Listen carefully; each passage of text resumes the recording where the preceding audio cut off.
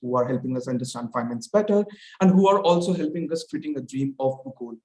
We have around 54 active customers who are helping us with their feedback so that we can improve on our predictions. We have around 12 prototypes installed at different locations of Punjab and India, which are adopted by Shrishti and Kisan Sanchar under Fasal Bima Yojana of India. As of now, we have around 3 patents, and our innovation has been awarded by leading organizations in India and outside. So weather prediction has a big role. There are many industries that rely on weather prediction. There are transportation and logistics industries. There is energy and utility, agriculture, broadcast and telecommunication, and renewable energy. India is the world's third largest producer of renewable energy. And out of 75 gigawatt of energy, 160 gigawatt depend on solar and wind itself. They require weather prediction to be able to better predict how much energy they'll be able to produce and how much they will have to rely on the fossil fuels. Out of 487 airports and airstrips in India, around 137 are commercial, and their day-to-day operations rely on a precise weather prediction. For our initial target, we are focusing on agriculture. According to the Allied Market Research, the weather forecasting services is supposed to grow from $2.7 billion in 2021 to around $3.5 billion by 2026, with a CAGR of 5.1%. And India is pegged to be around $100 million market with a lot of scope and opportunities which have not been exploited yet. For our initial target, we have collaborated with Haryana Agriculture University and Punjab Agriculture University to better understand how we can support agriculture with a better prediction. We make our prediction and provide it to an NGO named Kisan Sanchar, which is operating right now in the regions of Punjab, Haryana, and Uttar Pradesh in India. Also, we provide our information to agrochemical companies, NGOs, and open warehouse owners. For our initial target, we are planning to focus on these 3 states of India, that is Punjab, Haryana, and Uttar Pradesh. In these 3 states, we have around 128,000 locations where we can install our devices and create a sweet spot of mesh network, which will cost us around $19 million. For this location, there are around 1,600 NGOs, 18 agrochemical companies, and 400 open warehouses, which is our initial target, which can be served with our API services. To them, we'll be providing our 2 different set of services. One is a very specific dedicated location one, which will cost them around $500 per month. And there is a citywide coverage with information widening range, which will cost them around $200 per month, from which we are estimating our revenue to be around $6.3 million per year, just from these 3 customers. So when we talk about weather prediction, it's not a new thing. SkyMet Weather owns around 75% of the Indian market when it comes to weather prediction, which is followed by the Weather Channel by IBM, which takes around 20%, and the other competitors around 5%. But these competitors rely on the traditional method of weather prediction that lacks accuracy. They either rely on 2 to 4 hour old satellite image data, or they just have a standard weather station which they use to make weather prediction. What we have is a mesh network of radar-like devices, radar-like access points, which provide us a better and precise prediction. So for farmers and open warehouse owners whose livelihood depend on accurate weather prediction, Bugol provides a location-specific weather prediction with around 95% accuracy as compared to SkyMet Weather, which was around 45%, and our meteorological department around less than 35%. We are running many awareness programs in collaboration with Pusa Krishi in New Delhi. We communicate with farmers a lot. We tell them about changing weather. We explain how they can better adopt newer technologies in their agriculture and help improve their productivity. Also, we are helping them with the precise weather prediction so that they can save their valuable crops. For our initial target, we are targeting the Tri-City of Punjab and Haryana, the Mohali, Chandigarh, and Panchkula. In these 3 locations, we'll be installing our devices in these cities and around such cities for our first phase. In our second phase, we'll be completely focusing on maintaining a 24/7 uninterrupted connectivity with our weather station and our master server to provide a good quality of data. Then in our next phase, we'll be completely focusing on real-time analytics of our weather data, and we'll be benchmarking along with the help of Indian Meteorological Department. Then in the 4th phase, we'll be starting to roll out our real-time weather API and dashboard subscription to our first set of customers. We have an amazing team. I have an experience in artificial intelligence. I have been working a lot with IoT devices. We have Palak, who is experienced in project and client relationship management. Rahul takes care of all the marketing strategies and connecting with farmers, open warehouses. And we have Devarshi, who is experienced in radars and RF technology, who helps us collect the data better.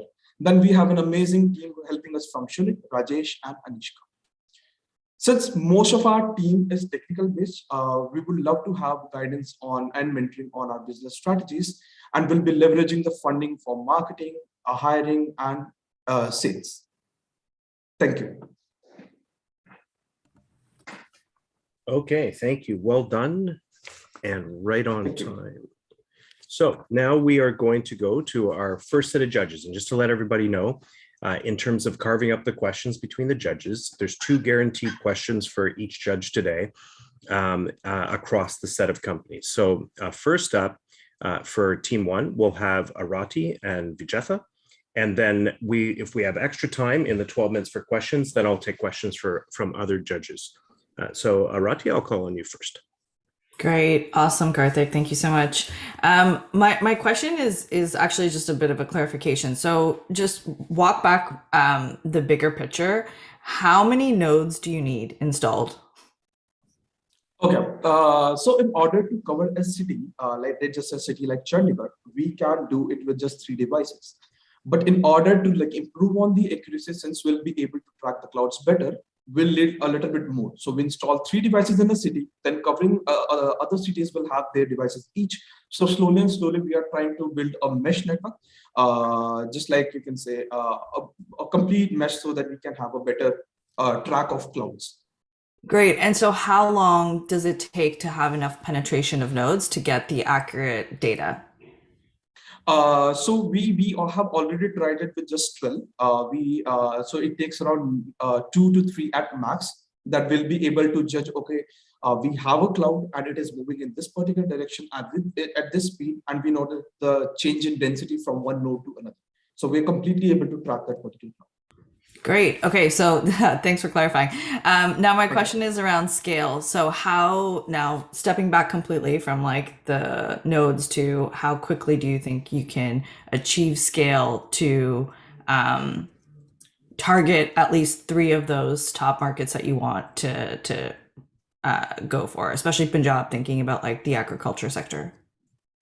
Okay, so like I mentioned that we can cover a city with just 3 nodes. So what we are trying initially is we are trying to cover these cities so that we can train our engine better, so that we can improve our engine a little bit more. And then slowly and slowly, we'll be starting to target the villages nearby. And with that, we can start prediction right away. But like for example, as of now, we have accuracy, we predict that it is going to rain around 315. It rains around 325, 30-ish.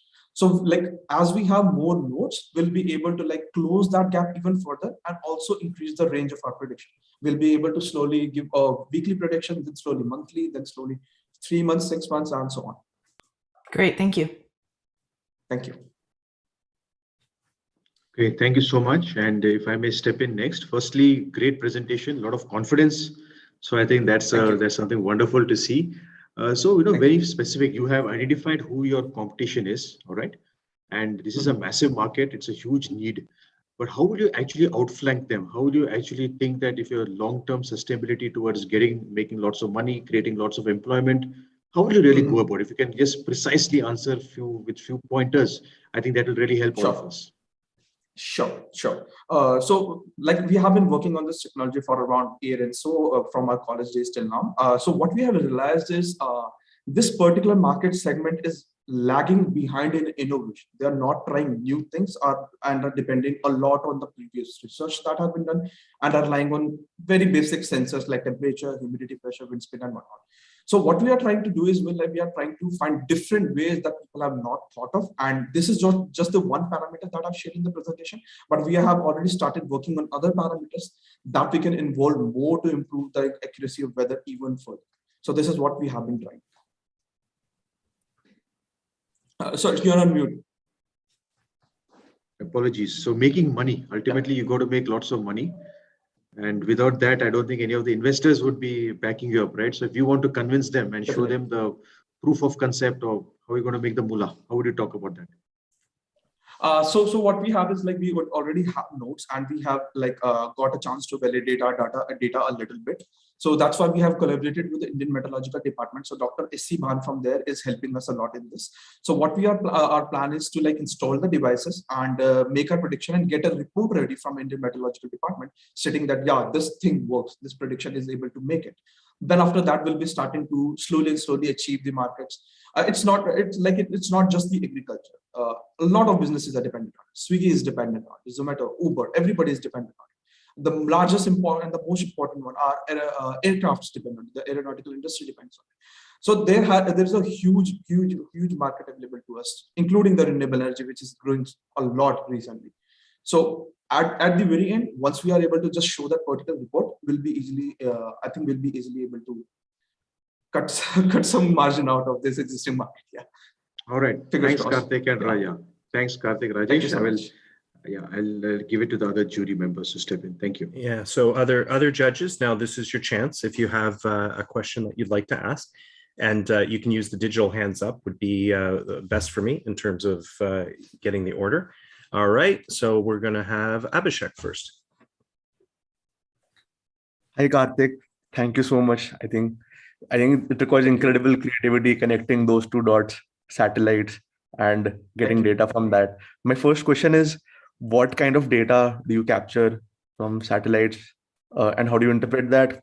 And my second question is, when you said at 7 p.m. you can say when it will rain next day 5 a.m. How frequently is that thing, right? Yeah. Okay. So starting with the first one, what we are actually doing, so we watch TV, we receive a type of signal, right? So when we started observing these signals, we found different patterns changing because of different scenarios in the weather. So increase or decrease in temperature have a different pattern. Change in humidity has a different pattern. A cloud available in the sky has a different pattern. So we have identified and marked such patterns, and we are training our model accordingly.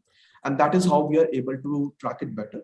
Plus, one thing that we can say is a little bit different from other competitors is like we are focusing a lot on clouds. Like we are trying to break down clouds, and we are trying to understand more how dense they are and how they are moving in which direction. And when we know that, okay, at this density, it will just completely rain. So this is how like we are able to properly track and mark a particular region that, okay, yeah, at this particular location, this bunch of clouds is going to rain. So this is how we are able to achieve it. Okay. And how frequently is your system right? How frequently is it wrong if it goes wrong? So as of now, like we have very initial stage prototypes that we've installed in the fields. And so we are able to make most of the prediction, but we are like slowly cutting down in the margin of like, for example, we say 557. Right now it sometimes goes around 530-ish, but it definitely rains. So that is what we have achieved for now. But we are slowly reducing the gap, and which can be done by like installing more and more devices so that we'll be able to like start to track them a little bit earlier. And just to add on, Abhishek, hi, this is Rajesh. In terms of accuracy, when we compare ourselves to the competition, so say, for example, SkyMet, they have roughly 45% accuracy. IMD, Indian Meteorological Department, has around 35%. So far, we have been able to achieve 78 to 80% accuracy. And we are sure we can get to 95% in the next 6 months. Okay, thank you. Now we're going to give the last question to Naaman, and then we'll give the judges time to have their reflection. Great. Congratulations, guys. We were playing around with weather forecasting in the travel industry for a long time, where we would offer insurance. If it rained a certain amount in your destination, you would get your trip for free. I like that you're really specific about, the target market you're tracking, even though there's a lot more. And it's amazing you have 56 customers. I was wondering what their feedback would be. If you're thinking about a net promoter score, how much are they liking your software? What are they asking for differently, or what are their pain points that you need to improve on? Okay, so the most of the people that we acquired till now are open warehouses, the open mandis that we call in India, and most of them are farmers, which we have acquired through Kisan Sanchar, the NGO. So they do not believe in weather prediction, not at all. They are just like, okay, we'll look at the sky and that would be better. The typical farmers in India. So like slowly and slowly, they are trying to adapt to the technology. It's very difficult to make them believe that, yeah, weather can be predicted and we can make that prediction, because they have tried it before. Government provides free weather services, but they just don't believe it because they end up just losing their money at the very end.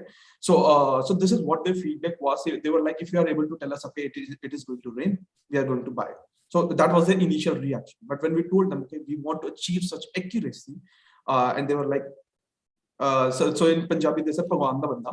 So it's God's man, that you will be God's man. So that is what we are trying to achieve. Yeah. All right. Thank you, judges, and thank you to the team for doing a great job. And now, judges, you've got 5 minutes to go and to the and we'll, yeah, there we go. So judges, you got 5 minutes to go and do your reflection. I'm going to put my timer on. If you're back early, come back on camera and I'll know that you're ready to go. And in the meantime, Swanee and I, we're going to have a little bit of a chat in between in these 5-minute breaks. And we've got some different topics that we're going to reflect on. Swanee, ready to go?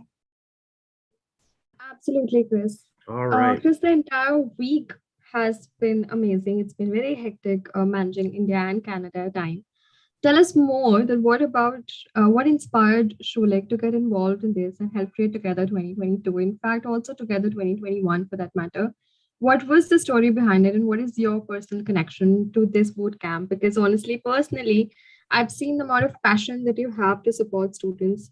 For reference of the audience, or Shubho, Chris has managed to isolate himself for the entire week of the boot camp because he wants to give it all.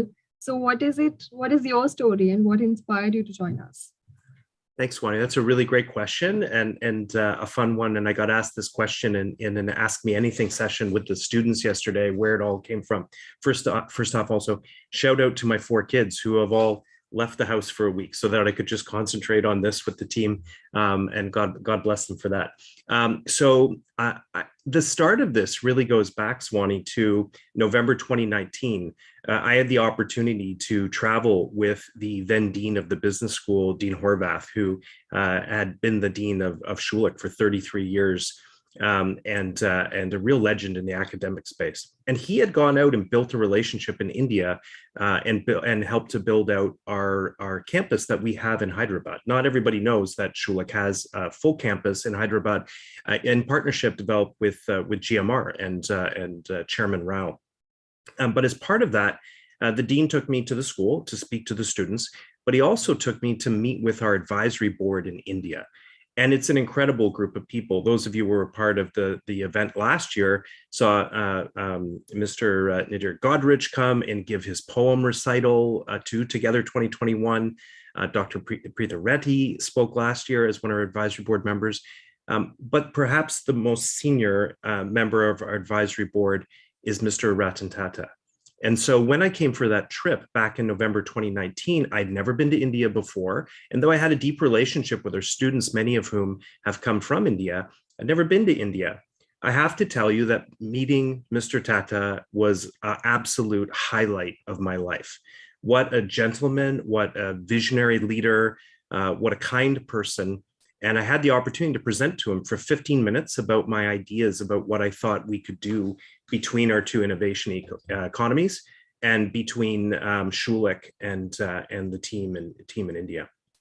And at the end of the presentation, he came up and sought me out and he shook my hand and he said, that was a great presentation. And then he walked off with the dean. Well, that was it. That was like, there's some people in the world that you meet where you're touched with like cosmic power when you meet them, right? And he's one such person. So my emotional connection at that point to India and to the students and the advisory board was a big one. When the pandemic began to surface and roll out, I was working on helping a lot of the Schulich students to find internships that summer. And we created a lot of interesting programs, the Digital Main Street Shop Here program in partnership with the City of Toronto and Susanna Vass, who you're going to meet later today. And alongside that, I suddenly had this moment, this thought, which was like, what happens if I come back a year from now and or two, and I say all these great things that we did, and Mr. Tata looks me in the eye and asks me, what did you do for the students in India? And I better have a good answer, because I respect him deeply and I want to have a good answer. So from that point, we set about doing a whole series of things to help out the students that we had on campus in India, help them get internships with companies in Toronto remotely that we could now do in the Zoom world. And from there, the next moment that happened was that your wonderful team at Startup India, I think, heard about some of the things we were doing. I'm not sure about the magic and that led to that moment, but I think they heard about some of the projects we're doing. And one of your team members reached out and said, hey, would you be interested in doing something special with Startup India and Invest India and the government of India? And that's what sparked the moment of us getting on the call together and saying, what could we do between the two countries? What could we do between our two organizations? And the first Together 2021 was put together in 90 days. And we had no logo, we had no website, we had no curriculum, we had nothing. And a whole bunch of people just said, this sounds like it would be crazy and fun. And the more wild we made it in terms of students coming together, pairs of mentors, organizations from all across the world, the thing I kept saying to people is that entrepreneurs are attracted to big challenges. So the more outrageous this proposition is in terms of how this will work and what we're going to do in 90 days, the more people will actually get excited and the more people will want to come on board as opposed to doing something simple. And that's what led to the program and to the design coming together in 90 days. So thanks for that question. I can see our judges coming back now. So with that, I think we're going to get ready to bring our second company up to the stage, and that's Project Parva. And we'll turn it over to you. When you're ready, please share screen, and then I will count you in and begin the timer. All right, there we go. Nice to see you this evening, this morning, and thank you, Chris. We'll count you in at 3, 2, 1. Hi, everyone. I'm Chahat, and I'm from Project Parva. And our team includes wonderful mentors like Vivek Anand, Vlad Sherbatov, and Shabrinath, Mohammad Qasim, Anmol Malhotra, and myself. So could you imagine that we have over 1 billion people in the entire world who live with some or the other kind of disability? That is like a whopping 15% of the entire world's population.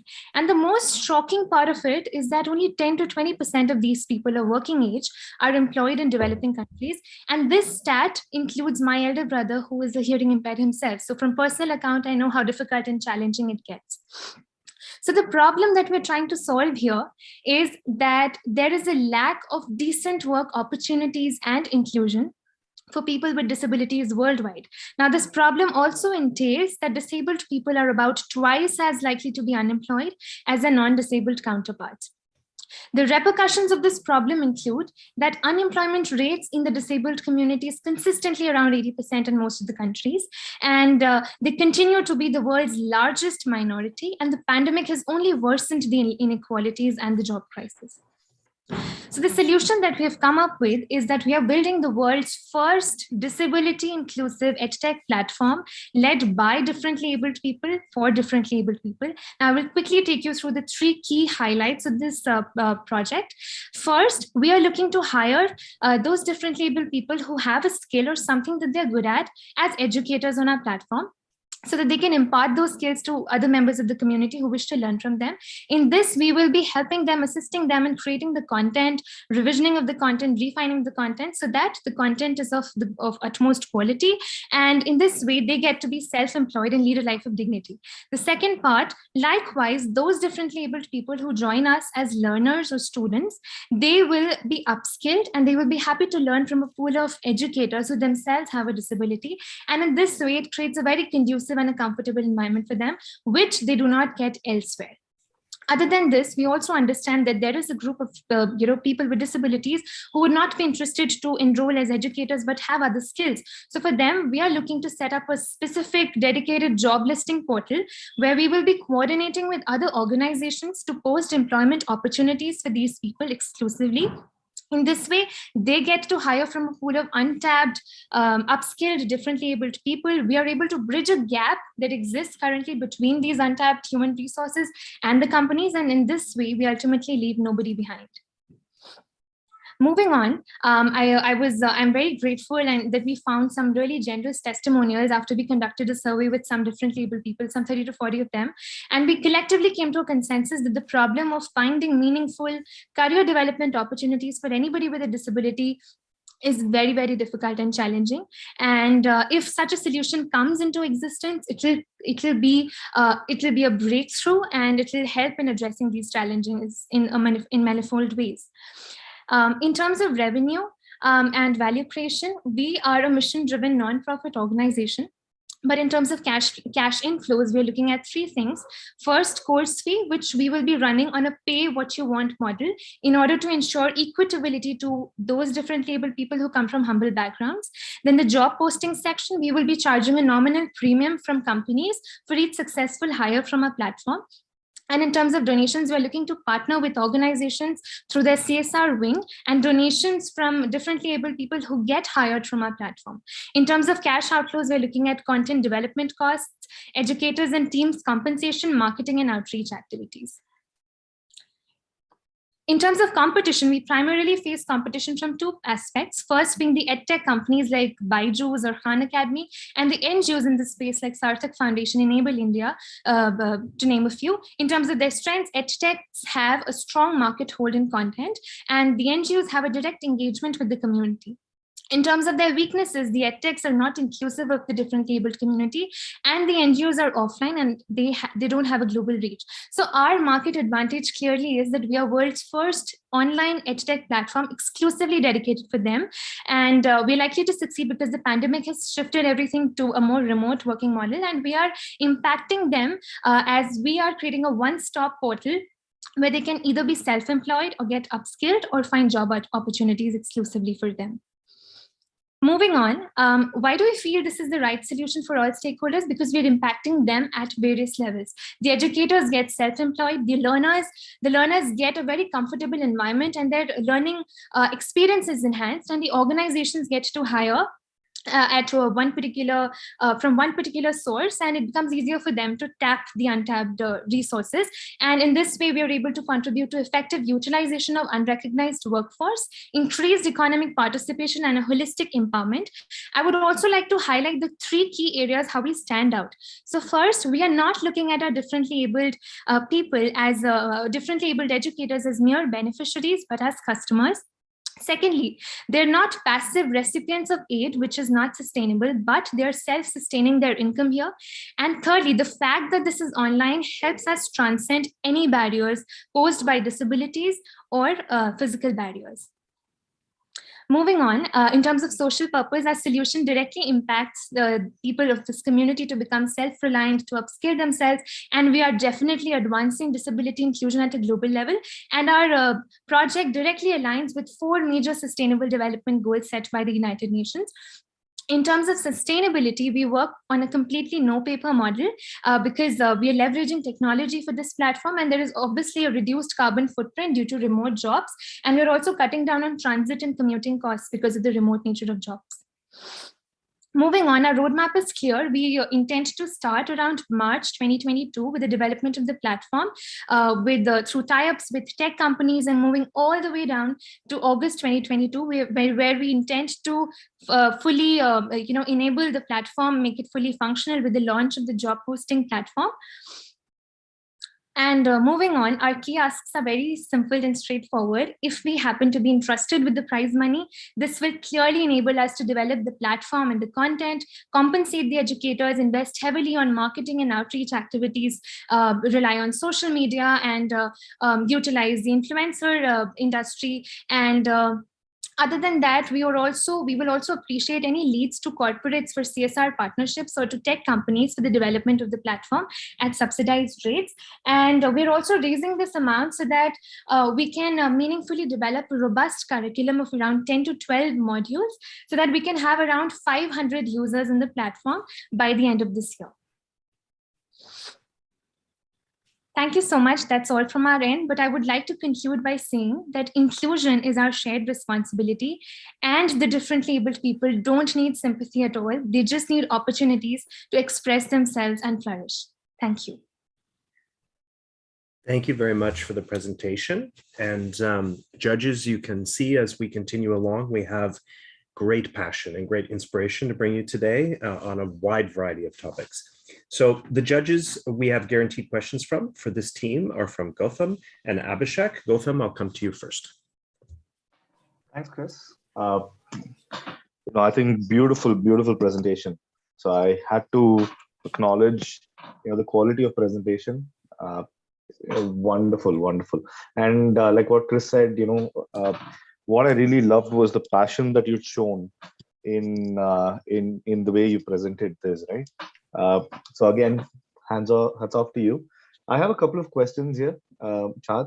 I just wanted to double down on a couple of very interesting aspects. Of course, I understand the nonprofit space, and it's a very thin line balancing between the mission that we want to achieve versus building it sustainably, right? Because end of the day, building a nonprofit doesn't mean we will not have revenue. It only means that we don't take money out, we keep plowing it back into our costs, right? But at the end of the day, the org has to make money. The more the org makes money, the more faster our mission is achieved, right? So that's where my question to you, in fact, I'll break it down into two. One is, how do you see the split of where is the money going to come for you between donations versus services, right?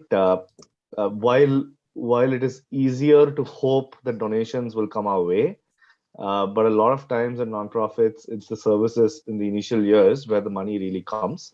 So I just wanted to understand from you, because the clarity did not come when you presented. How are you seeing the money coming in?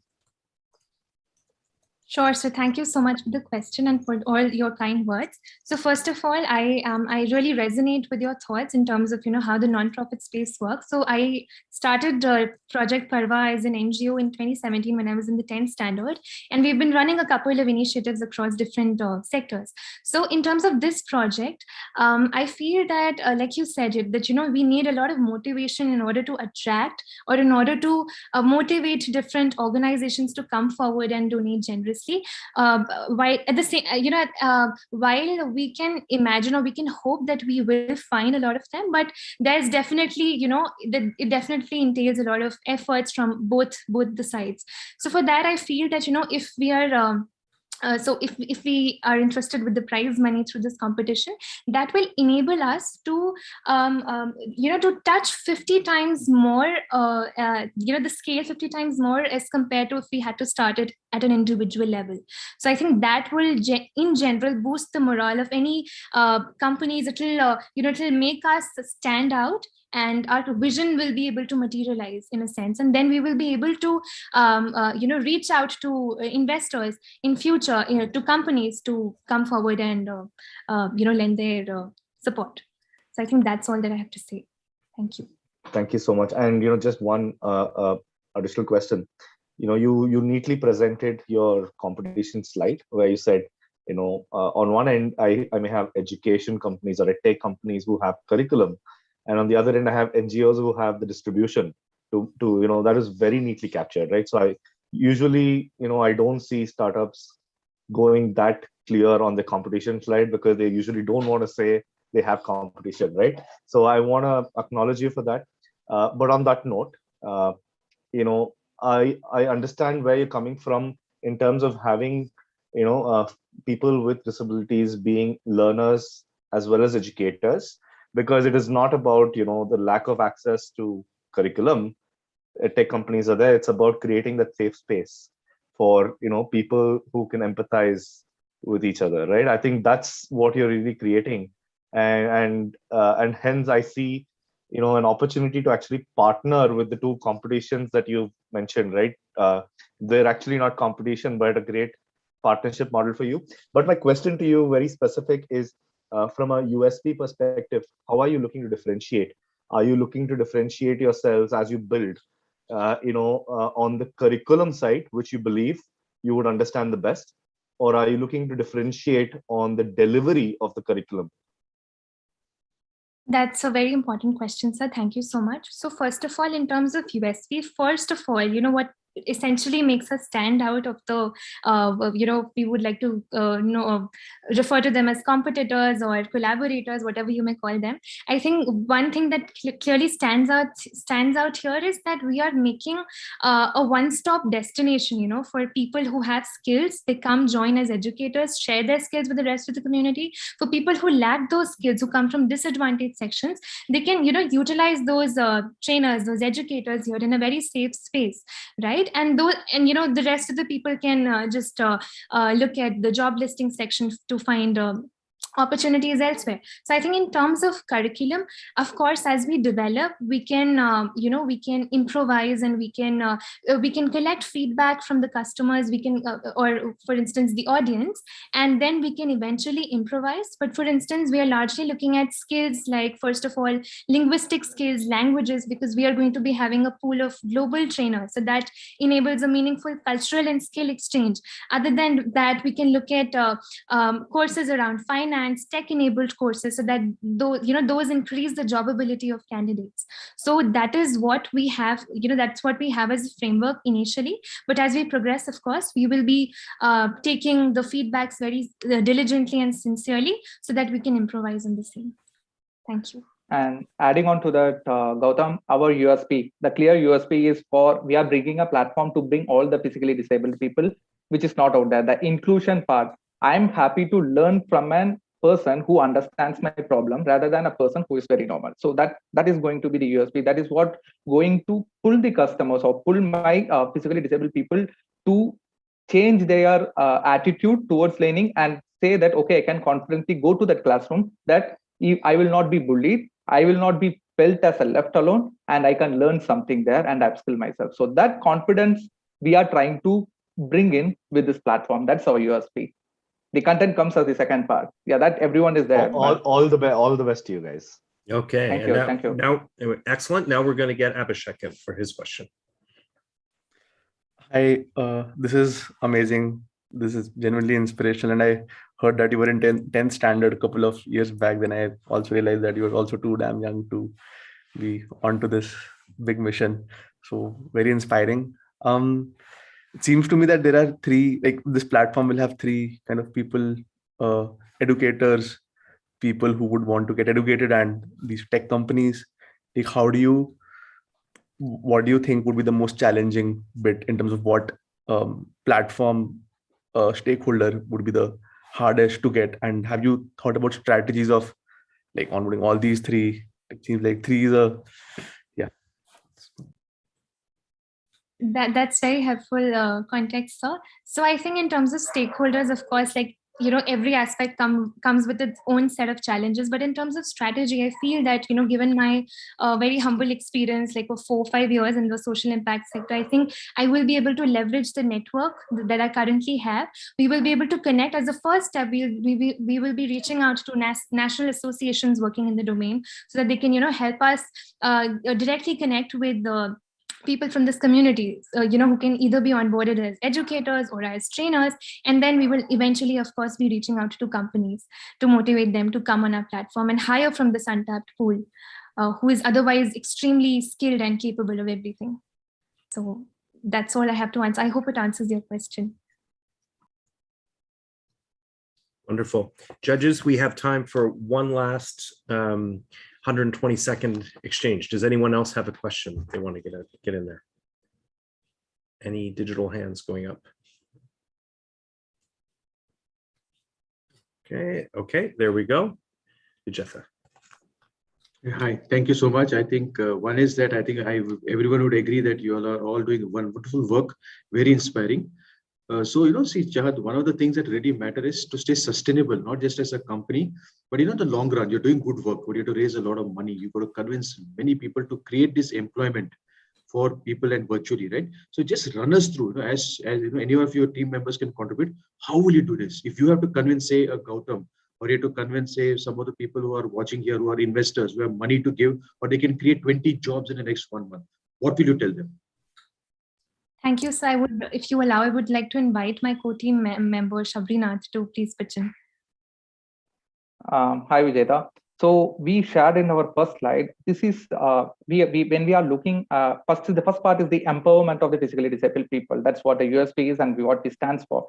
The second thing, which for the investor point of view, they want to see the flow of revenue and how it comes. So that is the biggest job market which is available, which is not looked by anyone else right now. And this pandemic has accelerated a lot of job opportunities to come onto the Zoom or the online stuff, where a physical presence of the person is not required, which has denied the physically handicapped people the job opportunities till now, I would say. So the market is, the size is very big. When we presented the idea of like 1 billion people with disability, hardly like 10% are employed. That is a lot of waste resources which is there, which has to be utilized by the organization. And there are a lot of job descriptions, like when you want to work from home. Now work from home has become the new normal. We will be able to tap this potential before anyone else does it. So when we are typically a company pitching in with the for physically disabled people, by the physically disabled people, we will have the kind of the USP to attract the investors. Okay, if I go to this platform, I'm going to find a resourceful guy which I can easily hire than looking for a normal competition. So we are kind of connecting or acting as a bridge for the biggest resources, human resources, which is available currently, and the organization to come across. So that is what we are going to pull in, and we will be the first to do it. So. Okay, thank you, team. Parva, great job. Well done. You can take a breath now. And judges, we're going to let you go and do your thing. And we'll see you again in 5 minutes. Everyone, I think this last presentation really highlights something that is interesting to understand about the design of the program, which is just that ability of teams from India, the students from India and the recent graduates from India, to come together so quickly in friendship and partnership and trust each other with the Schulich and the York University and Canadian students. So you saw that in the exchange between the two of the leaders here today, and you've got a wonderful team from both countries there supporting each other. Swani, let's continue. And what's next up? What's your next question or thought? I have a question, mine, Grace, but I'm sure it's going to be very difficult for you, given that the two pitches that we've had have been so amazing. But since we had 81 teams for this cohort, and we had so many, about like more than 200 students with us, which were two teams that really touched you or struck a chord and, resonate with the cause that you work towards on a daily basis? Yeah, right. There are, obviously, it's a very tough question. It's difficult to pinpoint because there are amazing teams. And the purpose of this question is not to choose your favorite, because all of us work in different spaces. There are different startups that we like. You might like somebody else. I might like somebody else. The judges might like somebody else. It's because of the sectors that we work in. So particularly to the space that you work in, which were two startups that you see are doing remarkable work or are really creating an impact? That's a really great question, and I'm not going to highlight anyone here who's in the top 6 because they're all in the middle of competition right now. So if you're in the top 6 and you're watching, don't take anything by this that you're not going to get highlighted. But I'm going to speak a little bit in the abstract about the teams without naming the people. But in addition to all the great work that the judges did in the background over the last 24 hours, the semifinal judges, I took the opportunity to watch every single one of the 81 videos. So 7 minutes times 81. And I camped out yesterday and watched them all. And I was looking for, interesting talent or business models within the group. And what I really think here is interesting, especially for our incubators, for our judges and angel investors that are watching today, is that there was a really deep pool of wonderful, strong companies. I mean, I really enjoyed watching all 81 pitches. They've learned a lot. They've come so far. But there's also a next group beyond the 6 that are in the next 25, I would say, that are really quite phenomenal. And so what I was most taken by, was two particular groups. One that's creating a digital publication for farmers and fisher people, and the passion of this young leader for what they're building, what they're doing, their ability to deliver the message. They've got some work to go in terms of like really nailing down the business model in the digital publication side. But just the ability to articulate, and I wanted to fly to India and have a new career as like, I used to be a journalist. I don't know if you know that, but back when I was in my 20s, I was a writer for like a very progressive political publication in Toronto called Now Magazine. And I used to cover city politics. And this pitch from this young founder made me want to fly across the country and be a reporter again. It was fantastic. And then there was another one that I watched. And again, I think this is a testament to the model that we have here with the mentors and the judges, because this young team had a really top recent student graduate who was on one of the winning teams last year, and she came back again. Her name's Olivia, to help out. And they had one of our instructors as a mentor, Keith Liu, who's fantastic with skinopathy. And this team, they built a whole CPG cosmetics line. They're both deeply trained in cosmetics through their academic institutions in India, and they've built an entire cosmetics line that is centered around snail slime and the ethical harvesting of that. And really fascinating in terms of what they've been able to produce and the number of units that they've already been able to sell. And they have a ways to go. They could probably get some incredible advice from Arati and some of the extended Shopify family network in terms of what they're doing, but really, really impressed.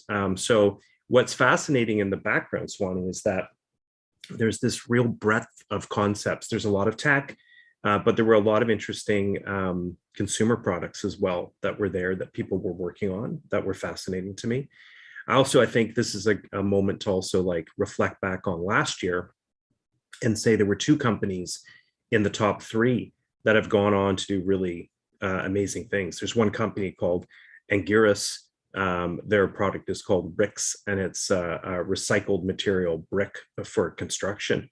And I was talking to Lokesh, the founder, the co-founder this weekend, and he was telling me after they got their prize money, that allowed them to get to the next state with their pilot. So they won a contract with a municipal corporation in a construction and demolition waste plant, and they were able to recycle 270 tons of construction waste, converting them into bricks. And I think Naaman, if you're nodding there, I believe you were the coach and mentor last year for that group, so you'll remember them.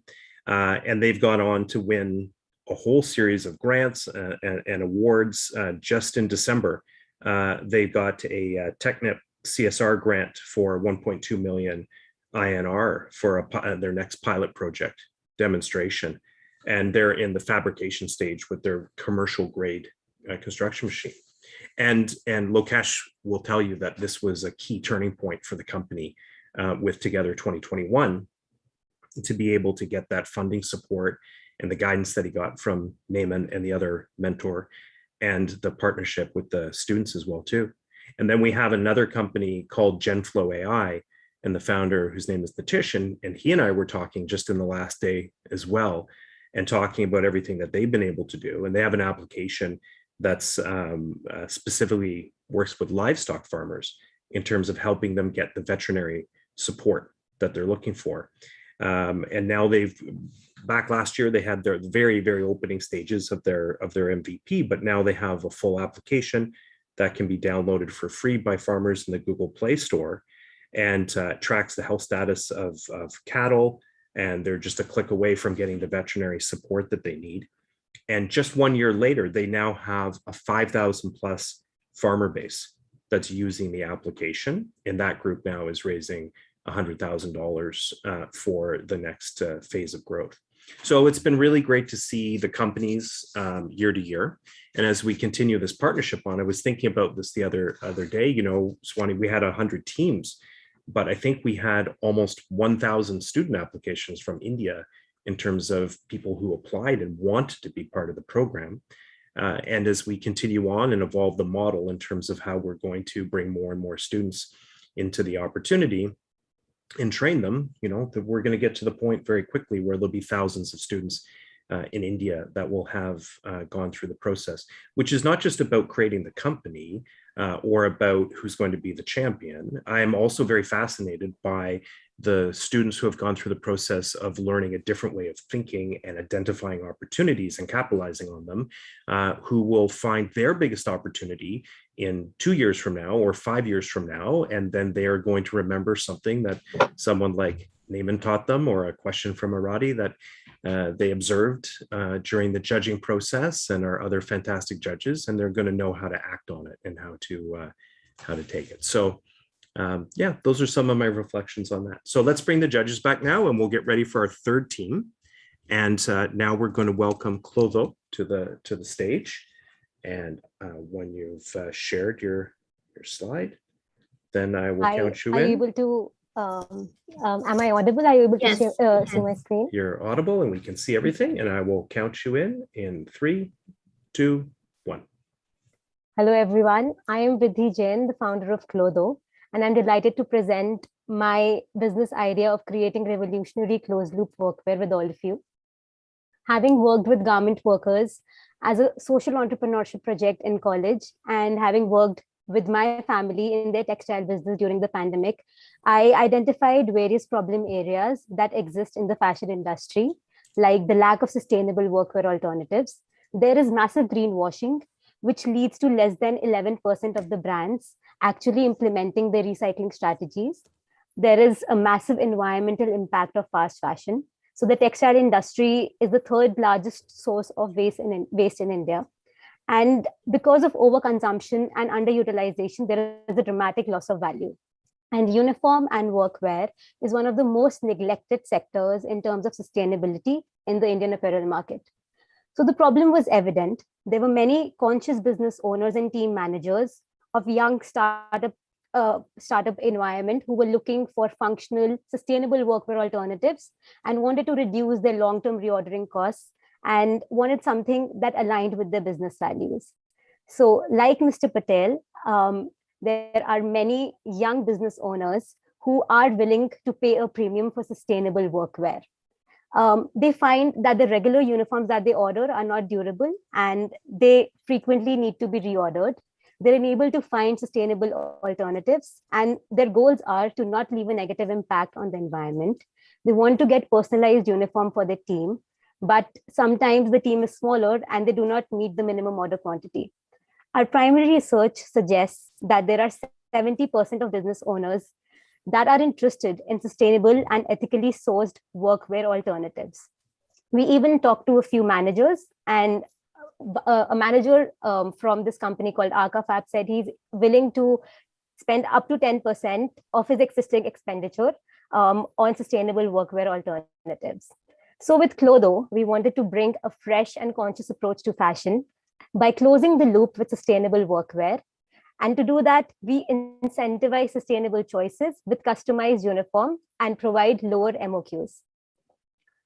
We have a closed loop business model. So we manufacture workwear and uniform with a zero waste production process. We sell directly to businesses. And then after the life cycle of a garment is completed, we collect back used uniforms and sort them into two categories. When we collect uniforms back, we provide credit incentives to businesses to return the used workwear. So there is store credit for every piece of returned clothing. And the items that we collect back, 95% of them are either recyclable or upcyclable.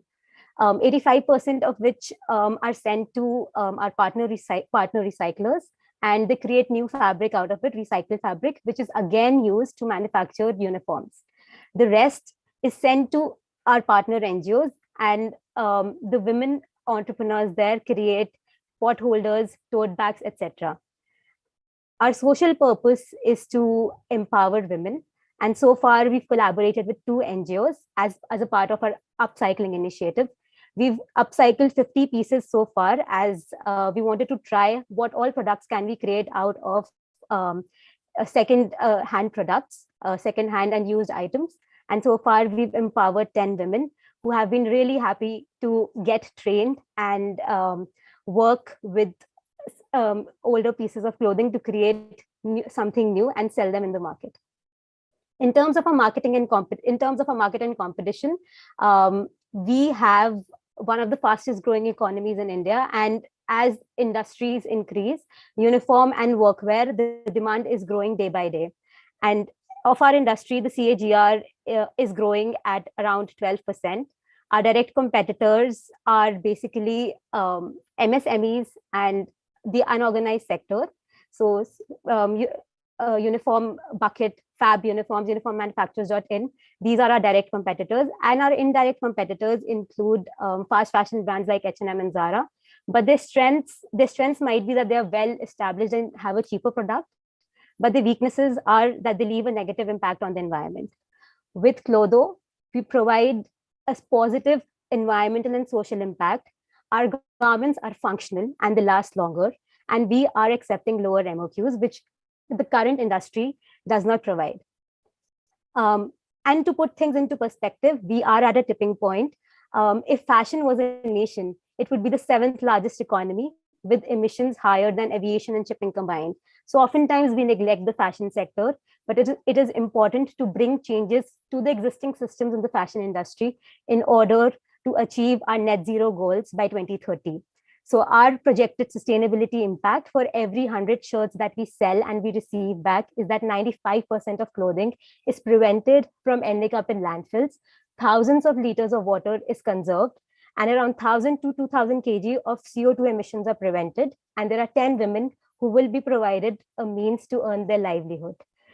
Our mission also aligns with UN's Sustainable Development Goals. So no poverty, decent work, economic growth, industry, innovation, and infrastructure, sustainable cities and communities, responsible consumption and production, and life on land are some of them. Our revenue model is divided into 3 streams of income. The first one and the major source of income would be selling directly B2B through our workwear label. And our target is to initially sell around 2,500 units per month, which will give us a gross profit margin of 33%. Our second stream of income is collecting and recycling. So the companies and corporates that we provide the workwear to, we'll also provide the service of collecting the uniform back, and we'll send the uniform to recyclers to sort and recycle and make a new piece of clothing, of which we expect around 10% of profit. And our upcycling mission, again, out of which we expect around 5% of gross profit. Our action timeline is that we're currently assessing our business. We are going to spend the first quarter of 2022 in R&D. And then in the second quarter, we're going to do a soft launch and test our business model. The next half of the year would be spent in designing and production. And finally, we will launch in 2023, and further we will scale up.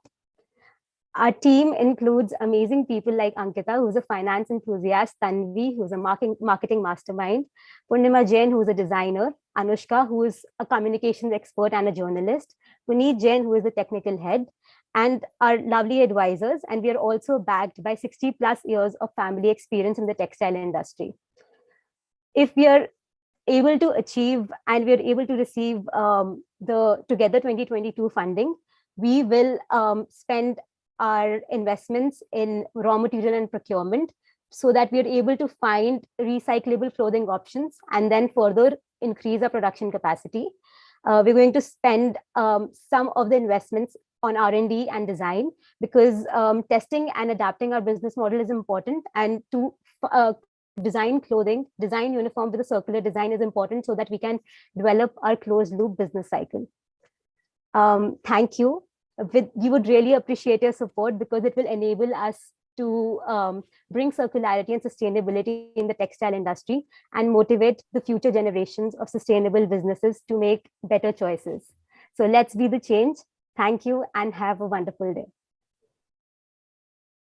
Excellent. Well done.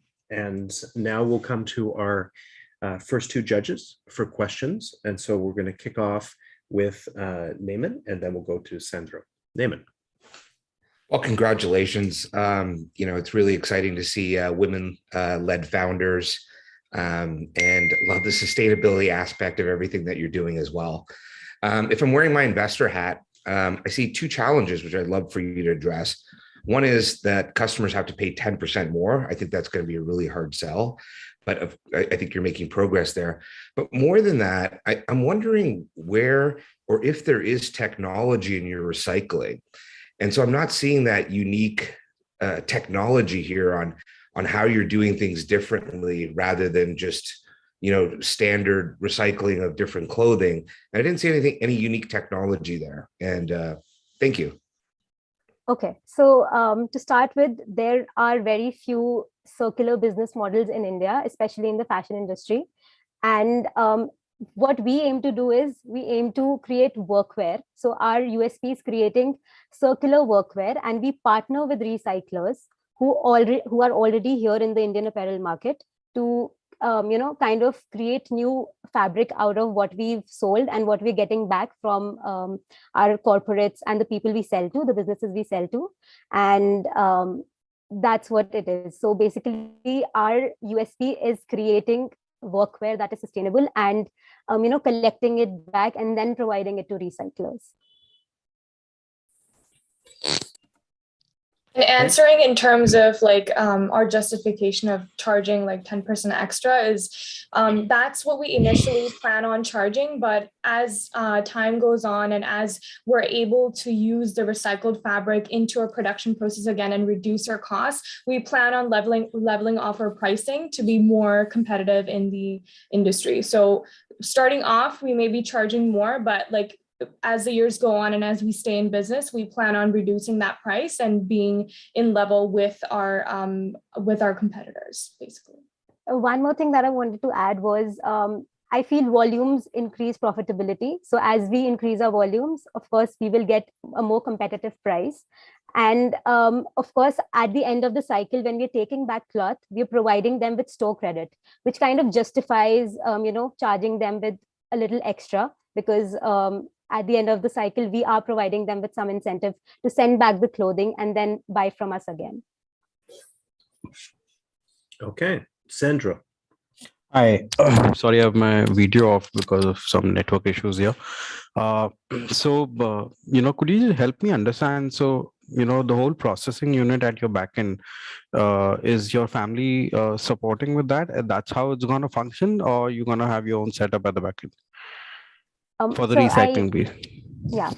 So recyclers, we partner with recyclers. What we have to do at our end is we have to sort the clothing. So yes, we aim to create our own sorting unit, because what my family does is they're in the textile business. So they basically have a retail store.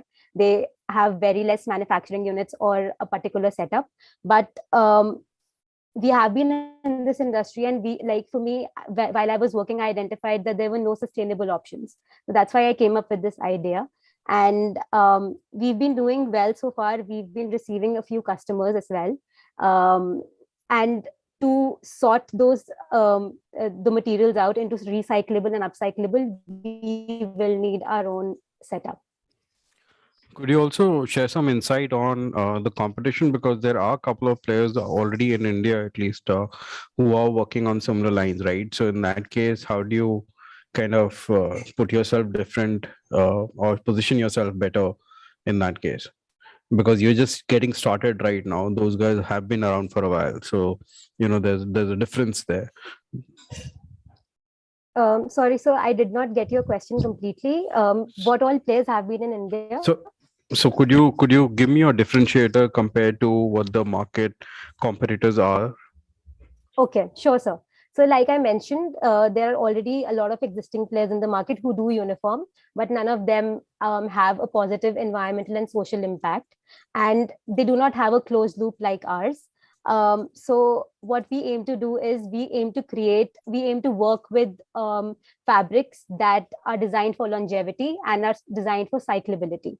So that is different. People are just producing uniforms, they're creating clothing, but they're not taking accountability and responsibility for what they're putting out in the market. For us, what's the percentage of uniform clothing compared to the whole clothing industry? So we the uniform industry currently is valued at around more than $200 billion in the Indian apparel market. that would be what size of the percentage of the total market? I would say so. It should be around 5 to 6%, because like more than that maybe. This is like a very conservative estimate because there are so many other Okay. sectors, segments. Okay, thank you, judges. Thank you very much for the questions. Great job handling them. And we'll give the judges time to reflect now. And Swani and I will continue with our next topic. So Swani, it's been really impressive working with the Startup India team. I'm on all your email lists and I see all the exciting things that you're up to and that you're doing. And there's always another great project underway. What are some of the things that you're looking ahead to the year here in 2022? You had a great kickoff with Together 2022, but as you're looking ahead to the year, what are some of the things that are coming up that you're excited about with your work? Thanks, Chris. That's a very thoughtful question.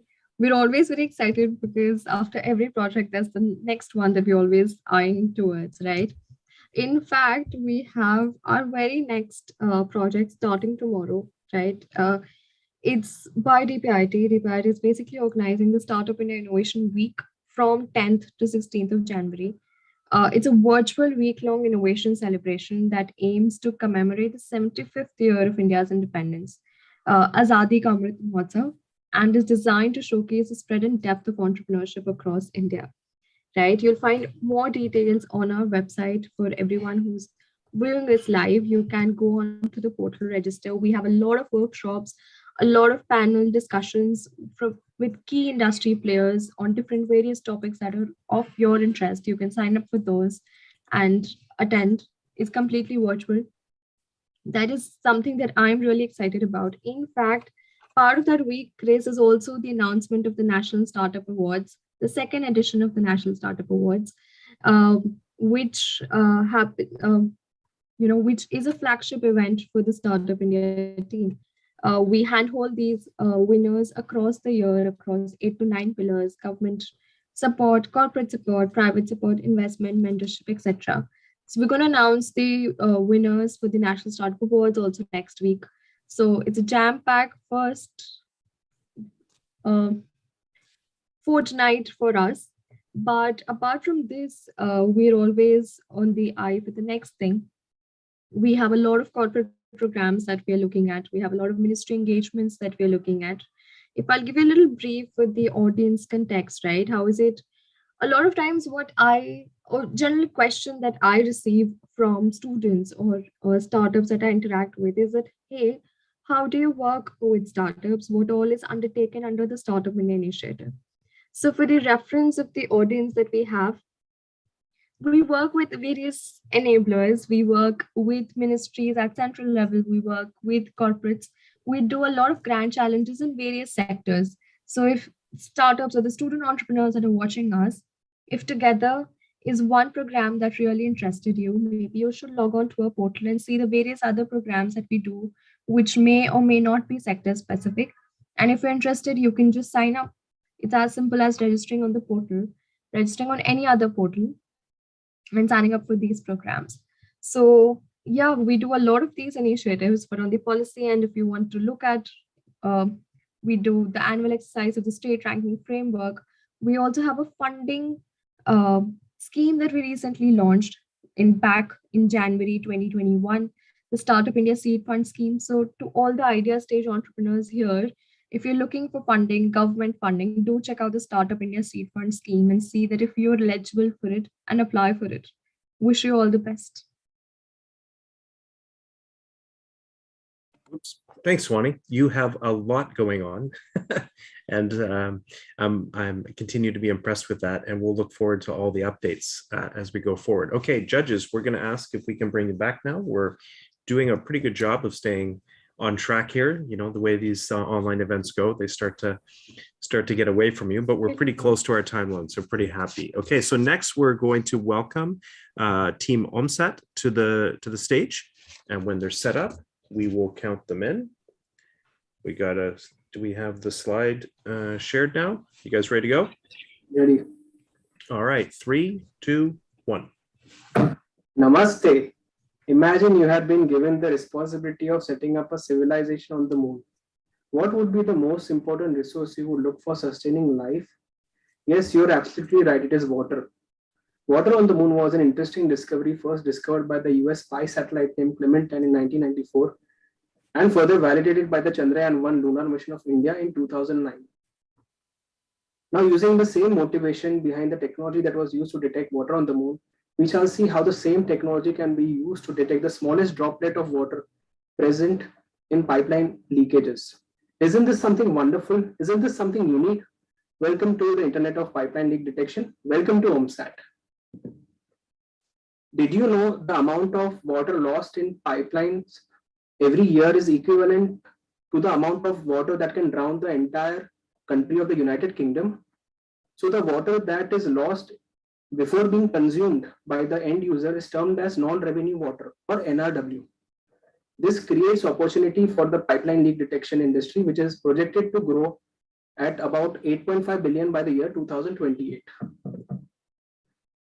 Considering the specific problem in India, most of the pipelines in India were laid during the British era. Due to the changes in climatic conditions, construction activities, vegetation intrusions, and corrosion activities, these pipelines are bound to have cracks, fissures on the long run. Conventional techniques employed use manual scouting and IoT-based ground sensors. But these technologies are unable to locate the exact location or the geocoordinate for the pipeline leakages. In turn, this has led to a loss of 9.42 billion lost to the Indian economy. Now, when you consider a pipeline leakages, it creates a kind of an artificial drought situation in a geographical extent. It also increases the power consumption, causes damage to life and property, and also causes contamination of water quality. Here we come in place. We combine the dynamic interactions between land, air, and water to determine the best possible spot for locating, predicting, and forecasting leakages in pipeline networks. All we require from our users are the GIS pipeline layout. So considering the existing SCADA systems, our analytics are interoperable as we provide our analytics in the satellite view, street view, radar view, and 3D view. Now the leak detection market in India is estimated at around $146 million. In terms of speed and accuracy of surveying the land, there is a big gap for unlocking a scalable solutions. So OMSAT provides hydro analytics to smart water utilities of India and Singapore, where our solution has already been deployed. We have a SaaS-based pay per kilometer per month model where we provide two services. One is the leak detection and the second is the leak prediction. Having done ideation, brainstorming, and market research, we have reached a sales of $90,000 and have a competent team in place. By 2023, we aim to reach a target of $1.5 million. And by 2024, we plan to establish India's first decentralized catchment management authority by providing hydroinformatics to our various users. As you can see, these are some of our works which we have done with the PUB Singapore, NASA, Indian Council of Agriculture Research, Water Technology Center. Currently, most of the solutions in India are focused towards water leak detection, but research has given us the ability to have predictive analytics and forecasting abilities, unlike any other solution present in the Indian market. That means that we are able to predict a pipeline leakage even before it occurs. OMSAT provides precision-driven satellite-based hydro analytics for detecting, predicting, and forecasting leakages in water pipeline networks. Unlike traditional, costly, and time-consuming survey-based methods and SCADA-based systems, we are able to provide all our services without physically being present on the field. Our Honorable Prime Minister Shri Narendra Modi has launched the Jal Jeevan mission, a dedicated mission to have pipeline connection to each household by 2024. Now, considering the population of India at around 1.4 billion, including OMSAT into this existing ecosystem, we promise that we will deliver 55 liters per day to every Indian rural household. The NRW footprint in India is 38%. By incorporating our services, will help improve the basic socio-economical conditions and by providing early forecasting of pipeline leakages and improved optimization of pipeline water resources. Our short-term target is to create a leak-resistant and a sustainable infrastructure for India. And our long-term target is to generate 100 million revenue by 2050 by abiding by United Nations Sustainable Development Goal number 6. We are a team of scientists, engineers, and big thinkers passionate about making ideas actionable. We have been trained by UNUSA, ISRO, NASA, Google, and Harvard School of Design. Our consistent foundations are built on precision, innovation, and trust. Now, already our technological part is completed, so we require funding of 0.4 million for market penetration. We have 3 strategies to do the market penetration. Firstly, we hire an insider, someone at the rank of a principal secretary or a scientist from a water utility organization. They act as our ambassadors when we share our white papers and case studies. And finally, we organize conventions in the form of seminars, publications, and exhibitions and conferences. Now, the global population is estimated to be at 8 billion by 2024. That means that 8.8 billion mouths will have to be fed by the year 2024. Our message is save water, save life. Thank you so much. All right, thank you, team. And now we're ready to go to our judges. And I'm going to start off for this pair with, this time we'll give it to Vijetha to start the questions. Thank you very much. And while I'm in total agreement, regarding water, especially in a country like India, just want to get into a little bit more specifics. Exactly what have you done in terms of technology? Who have you approached? How are you going to scale up? Considering there are so many people who are going to be trying to solve this same problem and also monetize it and raise funding. If you could just explain that to us.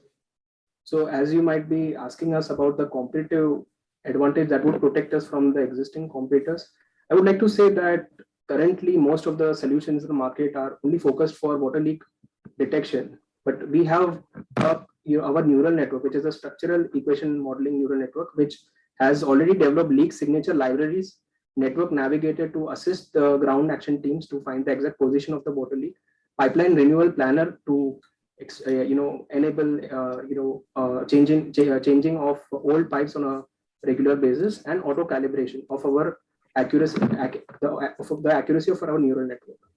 So if you consider our technology, I can show you a case study which we have done with PUB Singapore. That was our first client because it is the most advanced, one of the most advanced utilities across the world. So this is the case study which we had done in Dunning Road, where we already had technologies for detecting the pipeline leakages. So they said that, can you forecast these leakages?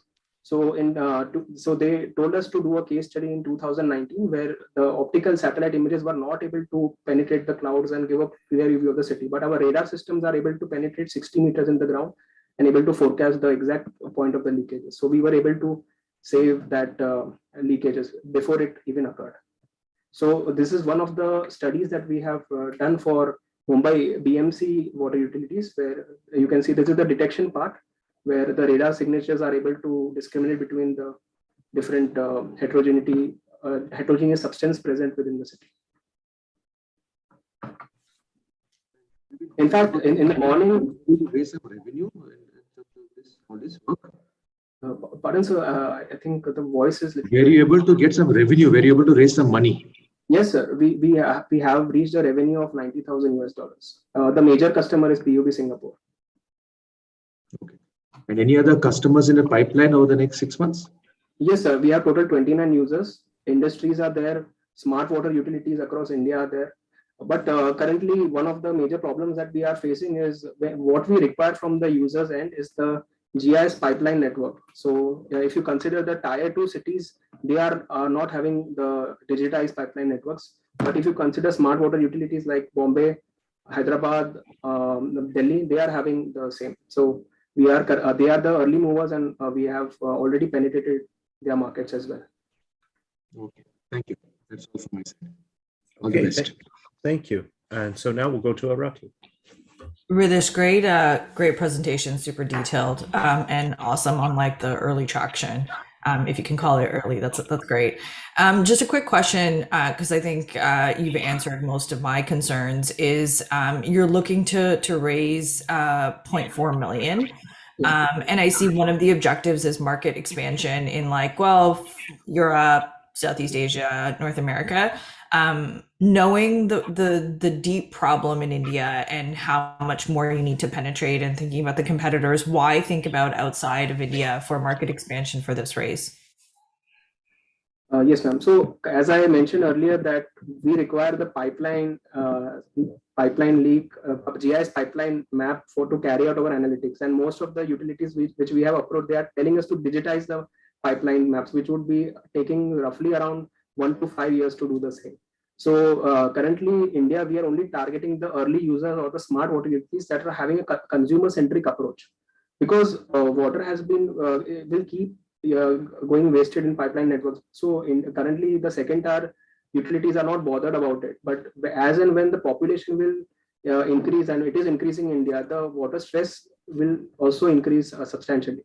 The reason why I'm penetrating the foreign markets is like currently we are also having our technology developed in Toulouse Metropolitan in France. So they are smart utilities. It doesn't take much effort to ask them for certain details, because if you talk about pipeline forecasting, we require 200 parameters to do that, to optimize accuracy of say 95%. Okay, that makes sense. So you're going after everywhere that has smart utilities. Smart water utilities, yes. Yeah. Okay, great. Thanks. Okay, do we have time for maybe a question or two from any other judges who would like to get in? Any hands up? All right, so we're going to.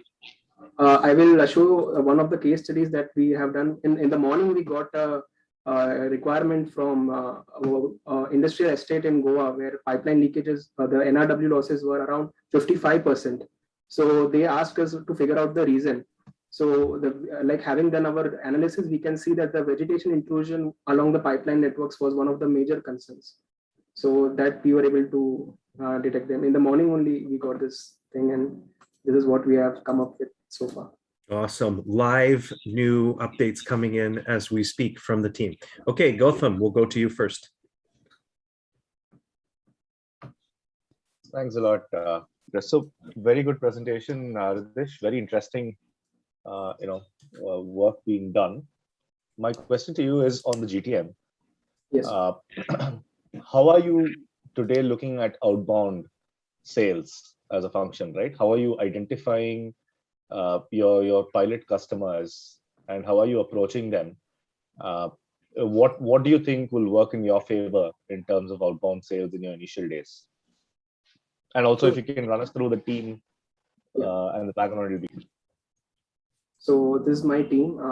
We are experts. I was part of. I was working with Indian Space Research Organization for 8 years, and I was part of the Chandrayaan-2 mission as well.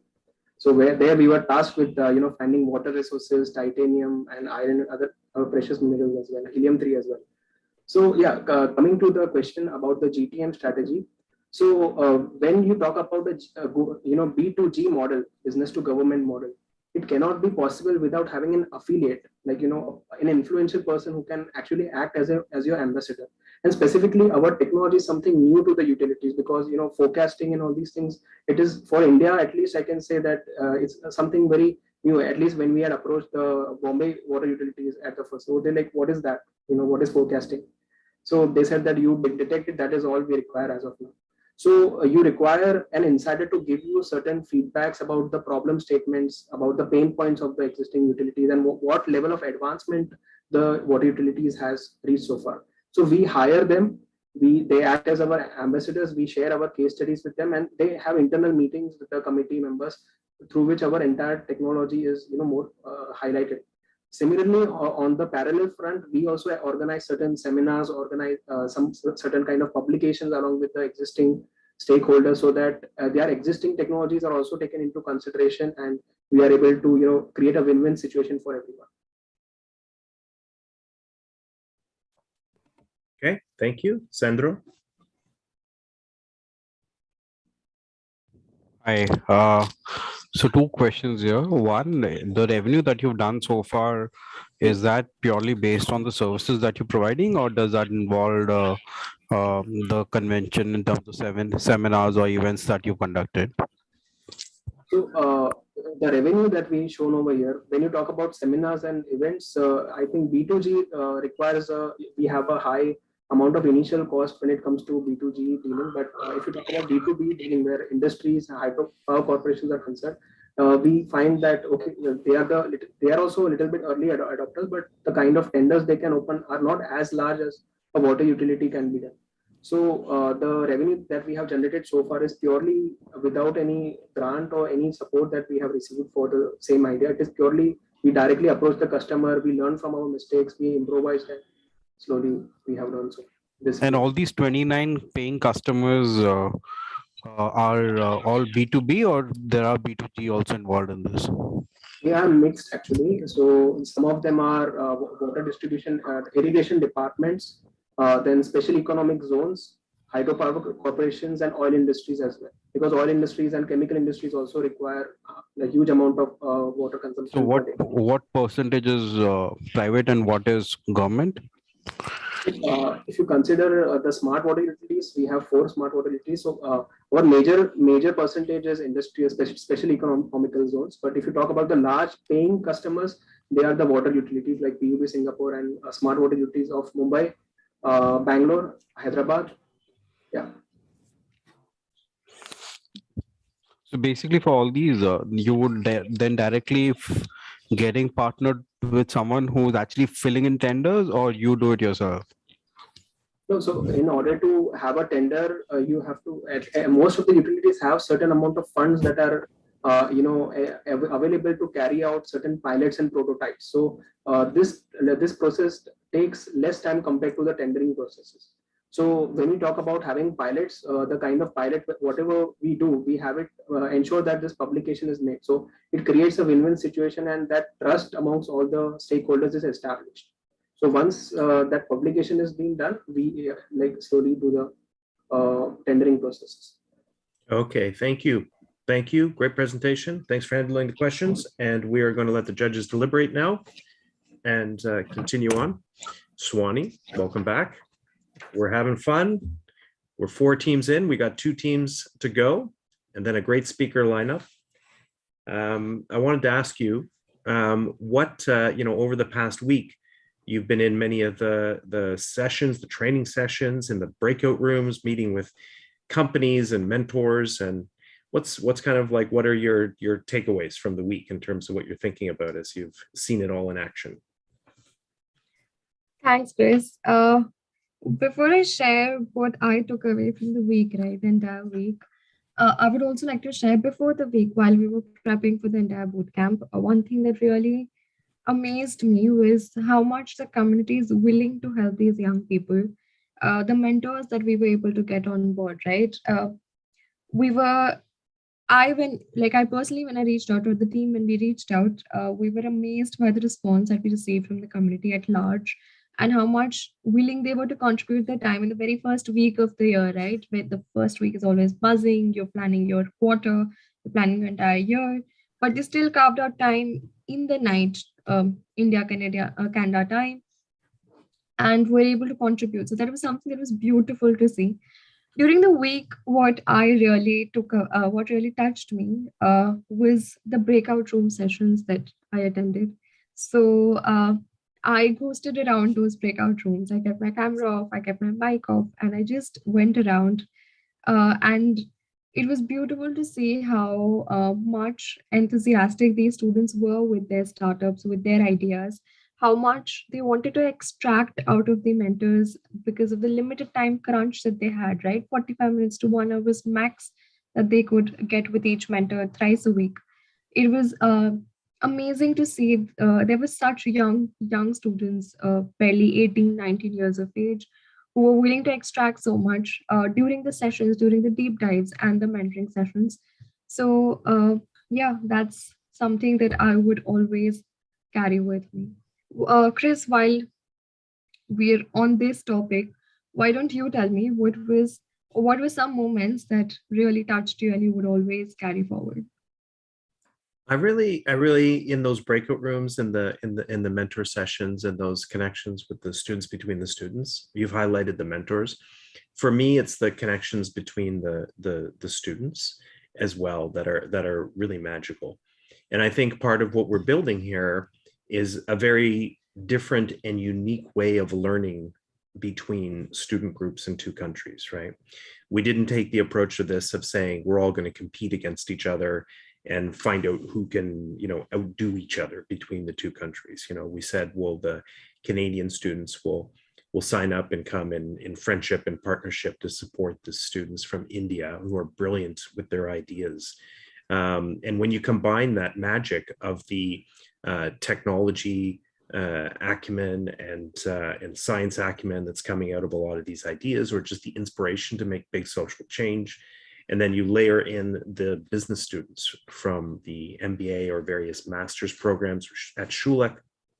And we had other universities sign up in Canada for the first time this year as well to come out and help out as well. So when you layer those two things together and you have a learning process, where as opposed to the students from India just being alone through the training sessions, they've got that friend, they've got that buddy, they've got that business student that's there right with them in the process. And then they learn, but then they leave the room and then they can talk about it together and strategize together. And the student can bring something from what they've learned in their MBA program and say, we learned that. I've got a perfect kind of like chart for that, or a method for how to express that. And this, the way this happens. And then lastly, I would say in terms of like what you've already expressed is that sense of volunteerism from both our communities to come out and get set up. Sometimes people ask me like, well, why did you guys choose to do it in the first week of the year?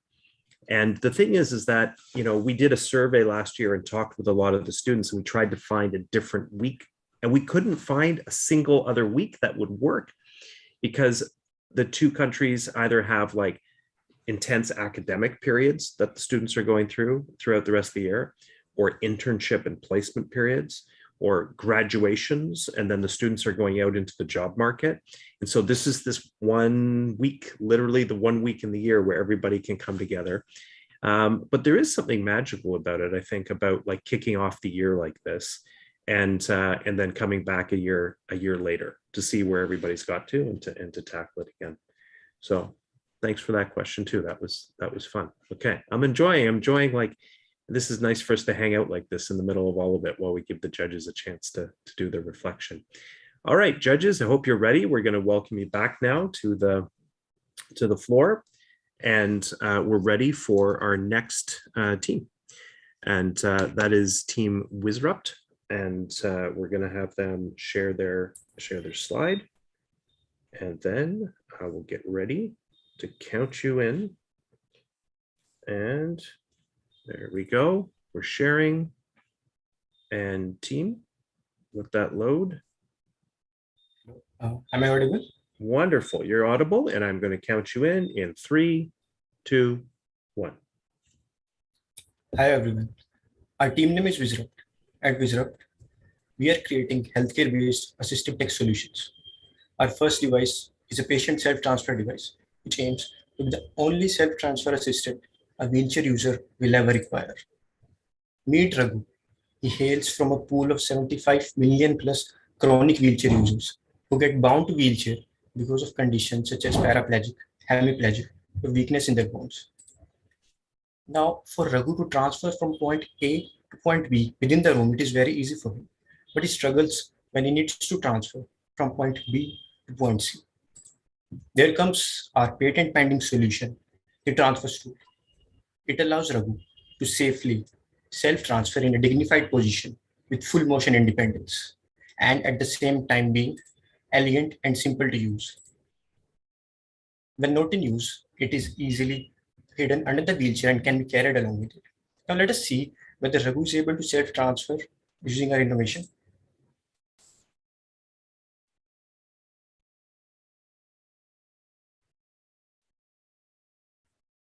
So Raghu slides onto our device from the wheelchair. He takes a gentle push from the wheelchair rotates the device.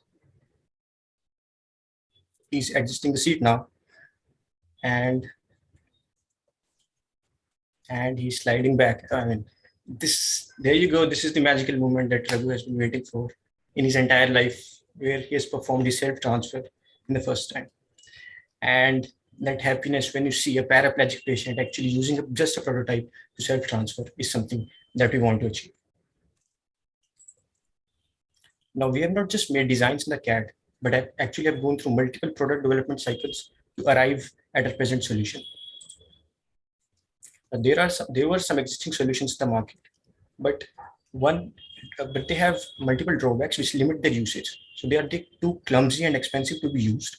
Also, they carry a very high risk for safety while transferring. Also, ultimately require an external caregiver in these cases as well. Now we have analyzed multiple competitors, and these are the two closest competitors that we could find out.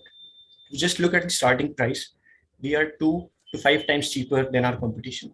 And still, we provide all the utilities that are missing from the competition. Our first target segment are the home care, rehab centers, and hospitals. Together combining, they have a market share of 87%. Now, our plan is to follow a GTM strategy wherein we are first getting our early adoption by local hospitals. Then our timely updates and improvements will help them to retain our customers, and then we'll grow by releasing user-specific versions. Our revenue model initially would be B2B sales and wholesale production. Now, our ultimate mission is to realize the dream of having everyone the independence to self-transfer. And for that, for every 2 units sold, we plan to donate 1 unit. The industry is growing at a very good compound annual growth rate of 7%, with a forecast of reaching $8.09 billion in 2026. We have set our foot strong initially by getting incubated in one of the top incubators in India at Science IT Bombay. Our innovation was also one of the 45 finalists among a pool of 10,000 plus innovations in the Government of India's program. Our provisional patent application has also been filed in India and USA. Now, for the design and development, we already had critics from 50 plus diverse professionals, including the leading medical universities such as John Hopkins. Now, our solution is not just useful for the end user, but it also has components that can be used in the whole value chain. We had discussions with the doctors, caregivers, and the patient himself. For the doctors, they reduce a significant cost that they require to purchase a self-transfer solution. I mean, as I said, then they still require some operating assistance, and they require at least 2 caregivers to transfer. For the caregivers on the other side, they need to take frequent injections while transferring. So our solution could help that reduce that as well. We are getting strong and we are building the things rapidly. We are starting first by developing our first beta prototype. Then finally, at the end of the year, reaching 250 plus hospitals, 300 units of the mechanical versions, and 100 units of the automated version. This is a diverse team. We had great insights from the Canadian students. Now we had an amazing set of mentors who have provided and tweaked our presentation to make it much more appealing. We are currently raising 300,000 USD in the pre-seed round, most of which will be used in the beta prototype development, then reaching as planned to 250 B2B customers and impacting more than 2,000 plus lives. Now, we invite you all to join in our mission to make people much more independent with our patient transfer device. We are now open to questions. Thank you, team. And we will kick off for this set with Gautam first, and then we'll go to Abhishek. Gautam? Hi, Aman. Thank you so much for your presentation. So I have a question more around, just to understand, how have you identified, you spoke about the GTM, how you will reach out to the, the nursing homes, etc. Right? My question to you is, in India, at least, how do you see yourself, or how do you see the market, potentially, I'm assuming that, the patients may not be able to, at a large time procure it themselves. It's going to be a B2B business for you, where you're selling it to NGOs and the nursing homes for them to procure it, right? Is that the model that you're looking at the moment? Not a B2C, Absolutely. and it's primarily a B2B for you. Absolutely. Yeah. And what does it take for you to move from a prototype to a production? What does it take in terms of the effort and the capital and the resources? Okay. So currently we are able to manage around $55,000 coming in from most of the government grants and competitions that we have done. From that, we are planning to follow a double diamond approach with partnering with the local institutions such as the in the B2B sector, if I say the SDM Hospital and Shanti Nursing Home. Then, so there are the local delivery partners and as well as vendors from where we are planning to partner with. Along with that, as we are incubated at IIT Bombay, we had the resources as well as the technical intellect to convert this into creating different copies of this to actually measure the traction. And can you just take a minute to tell us about your team as well? Yeah, sure.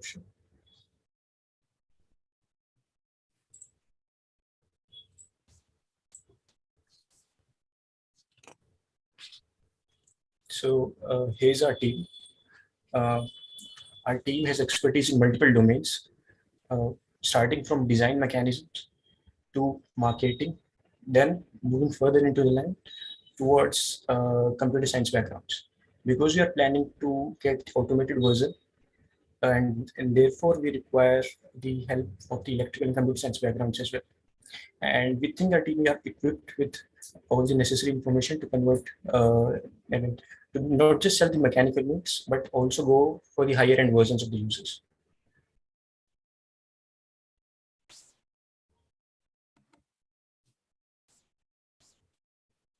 Okay, thank you. We'll go to Abhishek next.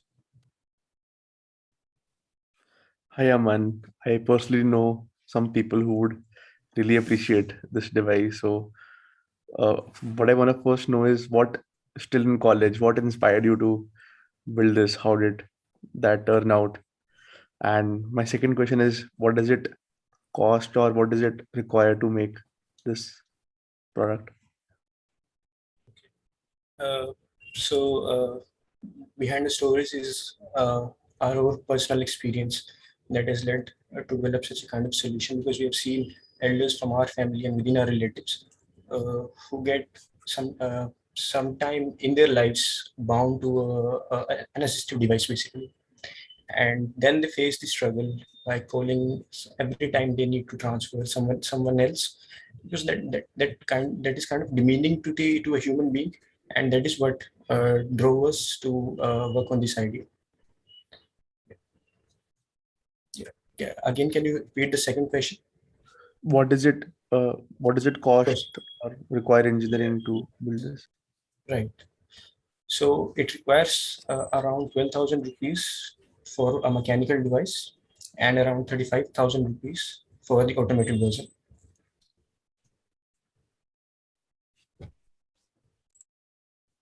Okay, thank you. And now we're going to open the floor for one or two questions from other judges. Sandro, I see you have your hand up.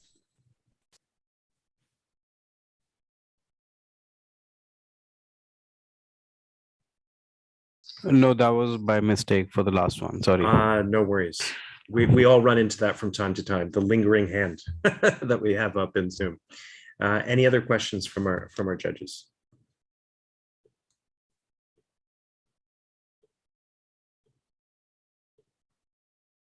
Okay, we're good. And with that, thank you, team. And we will continue on. Judges, take your time now and deliberate.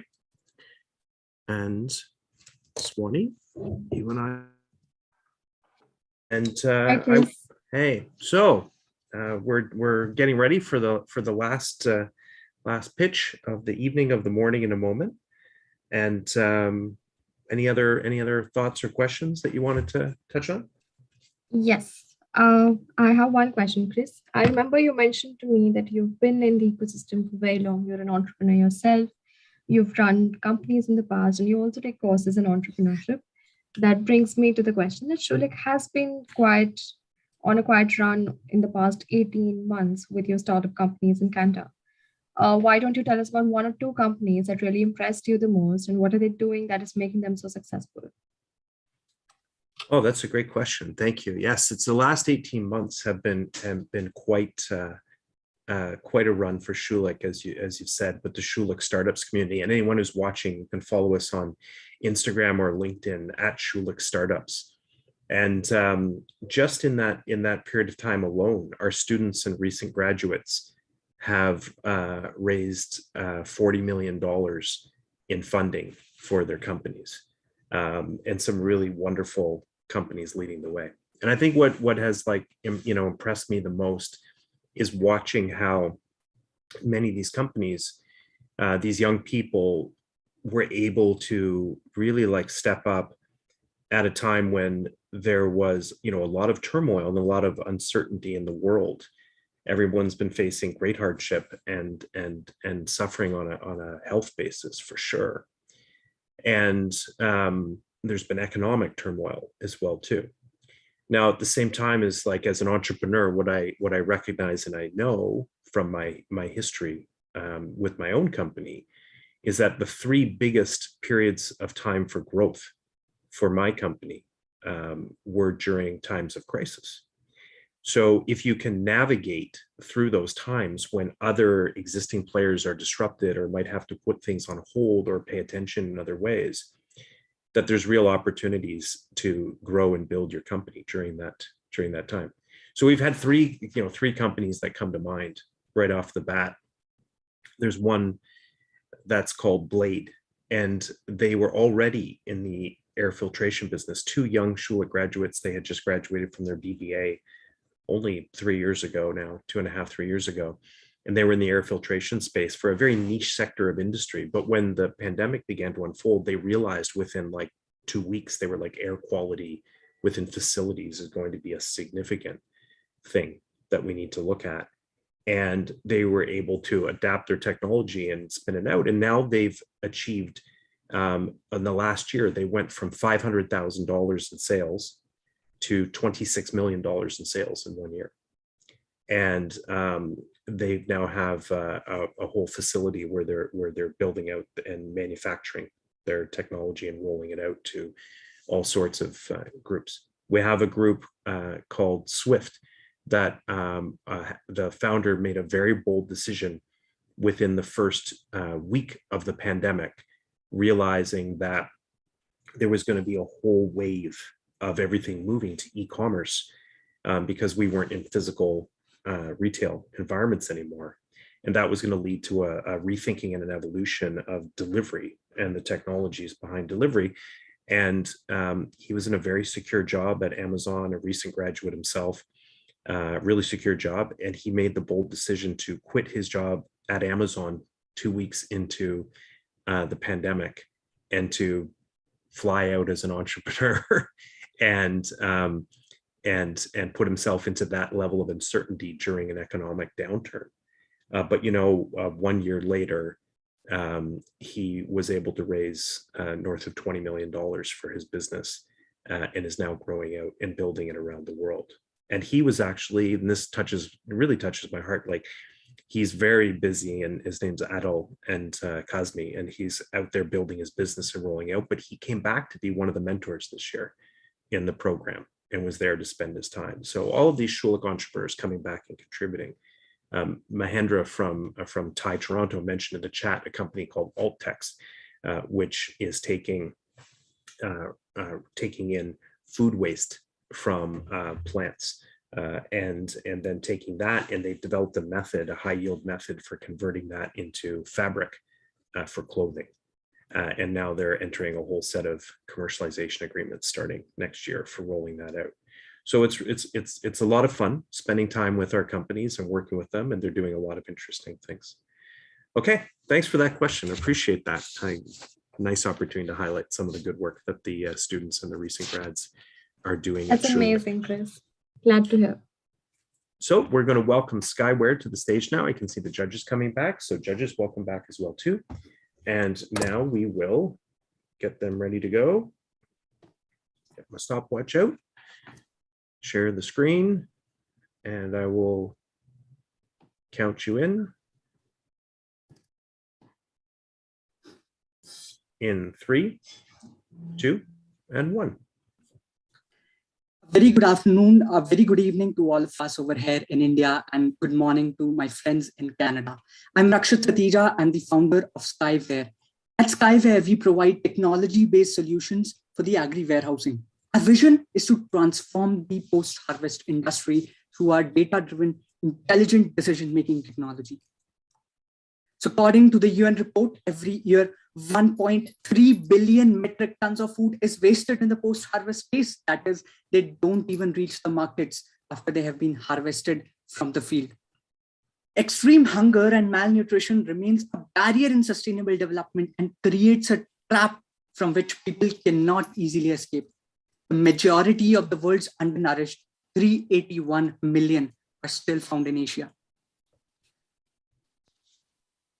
In India, the annual storage losses have been estimated at nearly 100 million tons. That's 93,000 crores. So this results in food shortages, seasonal availability, increased pricing of the commodity for the regular people. Reducing food loss and waste is critical to improve food security of vulnerable groups and decreasing the environmental footprint of the food production activities.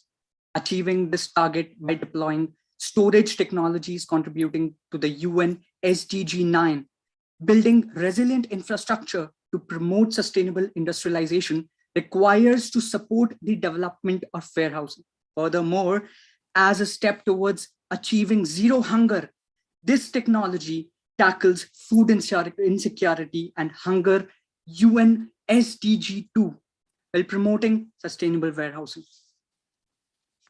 So that's the bigger problem that we are trying to solve. But bigger problems start, the bigger impact starts by changing and transforming smaller segments. So through our extensive market research and analysis, we discovered that these huge storage losses are the result of unscientific storage methods that are based on assumptions, spoilage that is caused by insects, rodents, microorganisms, and so on. There is lack of a viable system to track the environmental impact inside these warehouses. Agricultural and non-agricultural commodities contain varying level of moistures, temperatures. Some fresh and perishable commodities contain high moisture content, whereas some require low moisture content to increase the shelf life of the commodities during storage. In case the commodities, the products are exposed to unacceptable levels of moistures, temperatures, gaseous concentration, poisonous gases, they might get spoiled due to oxidation. As Mr. Goyal suggested, FCI should adopt digital technologies like Internet of Things and artificial intelligence to improve its functioning. Here we are at Skyware. We aspire to trim down these massive losses through our IoT and AI-enabled scientific storage system that forecasts spoilage using real-time data modeling and optimize the shelf life of the harvest. We provide IoT-based monitoring devices to deeply understand the health of the commodity with our AI-backed virtual assistant for automated maintenance and remote support that we provide through our SaaS model. So the present invention relates to the field of climate monitoring and more particularly to the system and method for real-time monitoring of the climatic conditions of the agricultural and non-agricultural commodities stored in the stack. The invention lies around embedded system design and data analytics. The concept revolves around the latest technologies of Internet of Things, artificial intelligence, and wireless sensor network. We are trying to predict and detect spoilage, analyzing the growth of microorganisms that lead to spoilage. The system would identify the microbial attack at an early stage and alert the authority. We're calculating the shelf life based on multiple parameters, alert the authority before the shelf life max out. The system would give a real-time health score for quality analysis. It's easier to understand the technical complexities for the clients of these warehousing industry. There is an integral real-time quality analysis using image recognition to reduce time and accuracy to test. In addition to this, we have blockchain-based technology that is used for inventory management. So this Indian agricultural warehousing market is valued at 145.8 billion INR, which is expected to reach at 365 billion INR by the end of 2024, growing at a CAGR of 20.2%. The industrial IoT market in India, IoT is still something which is not there in the market, and the industries are looking up to that. The warehousing industry will also experience this particular technology, and we will see a growth of 15.5% in this market. Our business model is our revenue generation is through, number one, the direct product sales. The software service costs that we get through our subscription-based model. And we are an enabler for the warehousing insurance providers. The data that we gather and the predictions, the analysis that we do at the warehousing industry helps the insurance providers to expedite their claims, to expedite the claims of their clients and help them get the return at an early stage. At the same time, the minimum losses we have at these warehouses, it's better, it's profitable for these insurance providers. Once we set up a network of these warehouses, that's where we then envision us to build a remote warehousing company. Our future perspective lies in being a warehouse aggregator, a marketplace, and that's where we start to solve other problems of the post-harvest supply chain management. For example, transportation. For example, linking between the suppliers and the buyers, because that's again one of the major reasons why we see these losses. If you don't have the customer at the moment, but at the same time in my network, I can find someone else who wants to buy your 100 tons of rice, that's where we are solving the bigger problem. Our target customers are in the public and private organizations. Initially, we are starting with Central Warehousing Corporation to do our pilot run. As a premier warehousing agency, CWC is operating at 450 plus warehouses as of 2020, with a total storage capacity of 101 lakh metric tons. Out of these, only 3 are temperature controlled warehouses. And India being the #1 producer of rice and wheat, our premier focus is towards these 2 commodities. We further wish to expand to the other prestigious Government of India organizations like Food Corporation of India, state warehousing corporations, and then we aim to expand in the perishable commodities, in the cold storages. So we aim to start by installing MVPs at 30 warehouses by June 2022 and expecting to launch our full capacity devices by 24.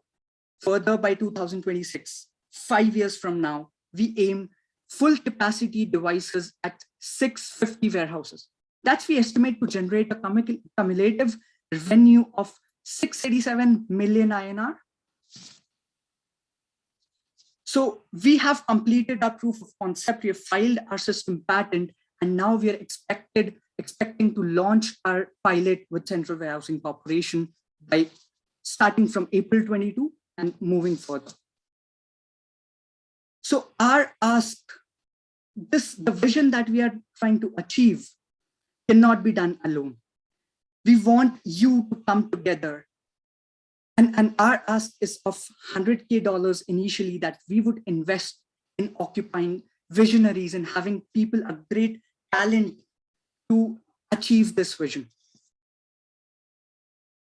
Talking about the competitors, so we have a couple of other Indian startups contributing towards the similar problem of reducing the post-harvest losses, but 2 different products. The Cuisance Lab is in the B2C space, providing real-time quality analysis of the perishable commodities in apples and bananas specifically. They're also providing the shelf life of the commodities through their handheld-based device. Impensis Electronics is focused towards cold chains and cold storages, providing a system to control the storage conditions So they are focusing more onto building the IoT systems. Our uniqueness is in the warehousing model. We are providing the shelf life predictions, the inventory management support, the remote accessibility. In this post-COVID era, we understand it's important to take your business online. You cannot be physically present everywhere to take care of your business. So we are, so as it is expected to have a double of the total storage capacity by 2023 due to this increased production of agriculture in India, we are specifically focusing on the warehousing industry initially. We are currently incubated at Entrepreneur Park, and we have been graduated from Nexus Incubator, which is in alliance with the US Embassy to provide technology commercialization trainings to Indian startups. We've completed the acceleration program under the RKVY scheme that's under the Ministry of Agriculture. We're certified under the Startup India scheme. We're also recognized in the top 50 international startups by the Vietnam government. We have won the Central India's largest e-summit that happens that is held at IIT and IIM Indore. We have a diverse team comprising of young, energetic brains and a pool of industry experts, with Dr. Gopi Ghosh bringing his 25 years of experience in the industry. Mr. Atul Bhatia comes from the technical, both software and hardware expertise. Ms. Shruti Agarwal, she's the founder of Startup Labs, and Mr. Eric Asle, the director of Nexus Incubator. We thank our Together 22 team, our mentors, Rishi and Amit, our teammates from Canadian team, Surya and Maria. Thank you. I'm done and I'm open to questions. All right, thank you for that. Great presentation. And now we will go to the judges, and this time we'll start off with Sandra.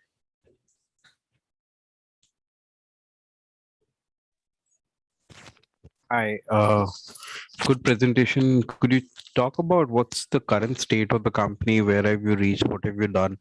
And also talk a little on the validation piece. Sorry, can you come again on the second part? Could you talk about your validation also? How many clients have you spoken to? Have you done some groundwork? Okay, so taking up the first question, we are still in the pre-revenue stage and we are in the research and development process. We've completed our initial prototypes and now we are planning to pilot with the Central Warehousing Corporation, whom we have had discussions and presented a concept.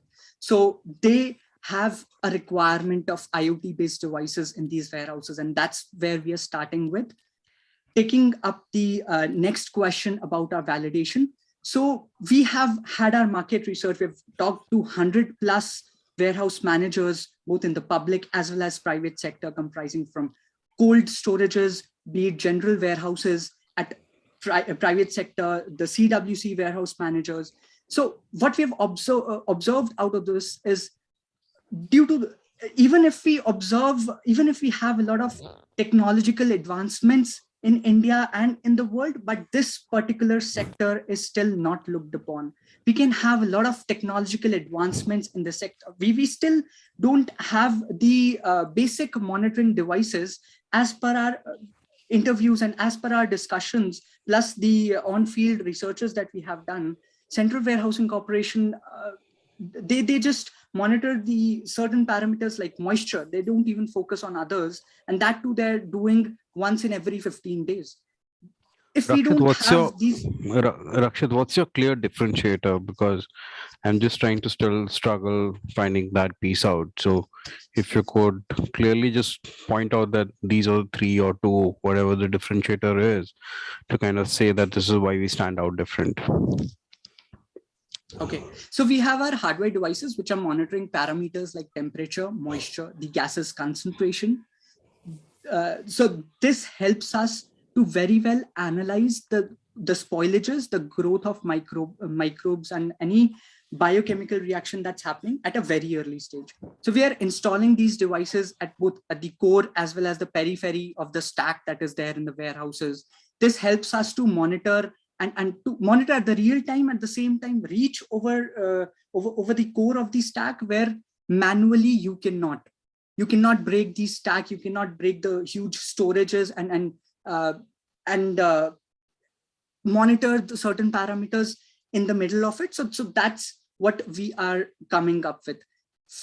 In future, through our data analytics and through the predictions, through the data that we are heavily capturing and through the trends that we analyze, we will be able to come up with, for example, the fungi attack, the insect attack, or any other microbial attack, and suggest what should be the right chemical treatment or organic treatment that has to be taken up.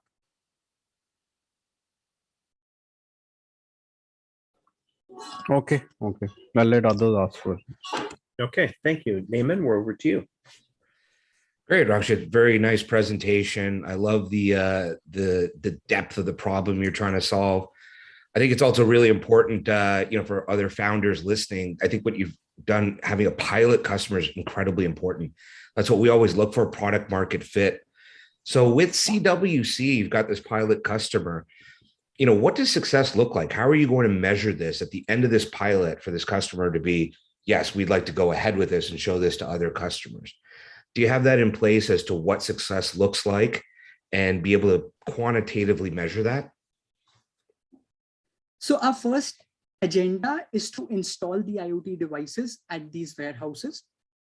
Next, what we are trying to do is capture the data points. So one problem that we have been facing and we have identified that the environment inside these warehouses has not been monitored for long. And that has been one of the drawbacks of doing the data analytics, of coming to machine learning part.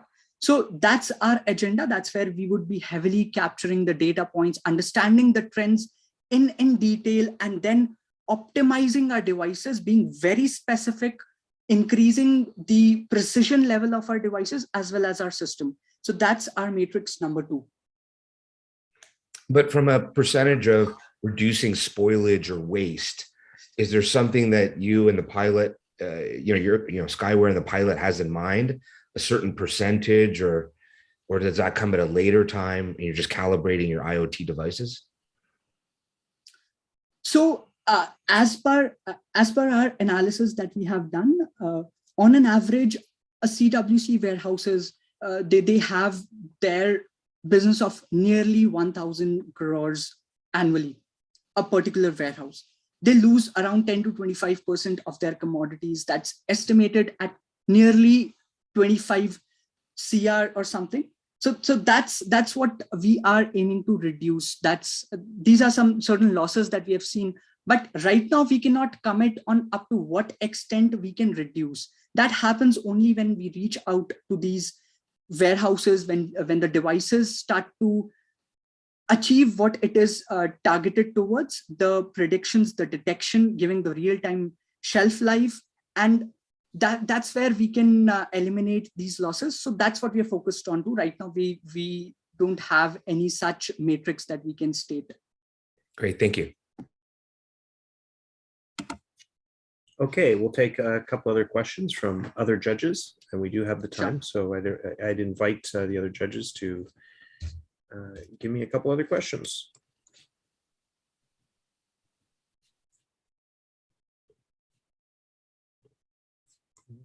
Oh, I got a first hand up there. So Jetha, thank you. Thank you. And of course, it's a very important problem that you're looking to solve, the food wastage, especially in a country like India. So just to understand I know you've got case studies, you've got pilots, you're trying to work with the multiple players that you mentioned. Can you just tell us exactly where you stand on that? Have you been able to get some advances, some money? Is there something you can share? The financial aspect? Yeah, the financial aspect, any traction, or have they said that it'll pay you some advance? Are they supporting you in any way? How exactly is it going to happen?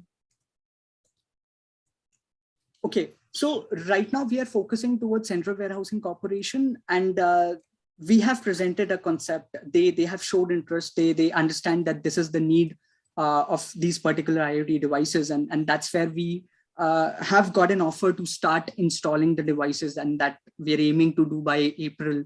So yeah, that's what that's the stage that we are into, and that's how we start with that. If you got the understood. And what are the okay, so great. So there's one angle. Apart from them, anyone else you're having conversations with Have they given you some kind of input about how they want you to progress or work with them among the other people that you mentioned? So right now we have been more in the R&D stage. We're working on the product development. Once we have something in hand where we can show results, where once after having our conversations, though we have done our market research and there we have had discussions asking about what's the structure of their warehouse and how do they work on their daily operations, how much losses do they face annually or monthly, or what's their response from their clients.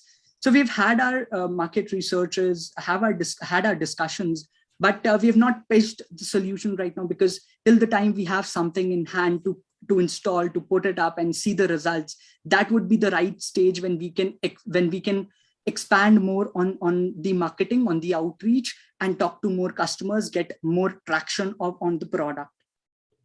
Perfect. Thank you so much for that. And all the very, very best and your team. Thank you. Thank you so much. Okay, can I get one last question from a judge, and then we will move to the next section of the program.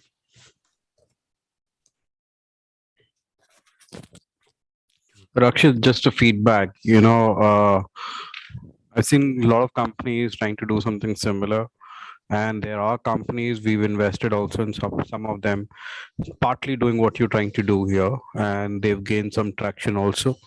My only feedback to you would be, which I was not able to find here, is that whatever you kind of prove or do, there has to be something proprietary to make it really scalable, right? So what you're stating doesn't seem to be something really proprietary.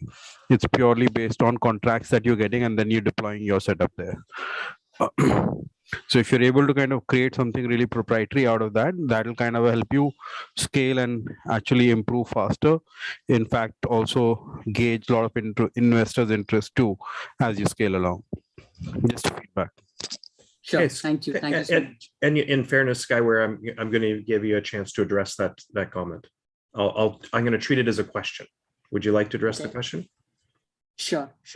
So to make a bigger impact, you have to start small, and that's what we are starting with. We understand that with further advancements, with further understanding, and as well as getting experience on the team, we would be able to achieve further more things. The problem is heavy enough to be solved. There is a lot that can be done. In fact, the segments that we have on our business model, targeting the warehouses, targeting the insurance companies, being in the warehouse market aggregator, these are huge problems that we can target and we can have our niche into. But it's important to start with something, and that's what we have started with. The bigger impact is through the warehouses. There are plenty of losses. I've stated some numbers, and yeah, that's something that I would like to state. But that's what we accept, and that's what we understand. It's important to go deeper, to have well-researched technologies, have the implementation. That's I think what you're more focusing on.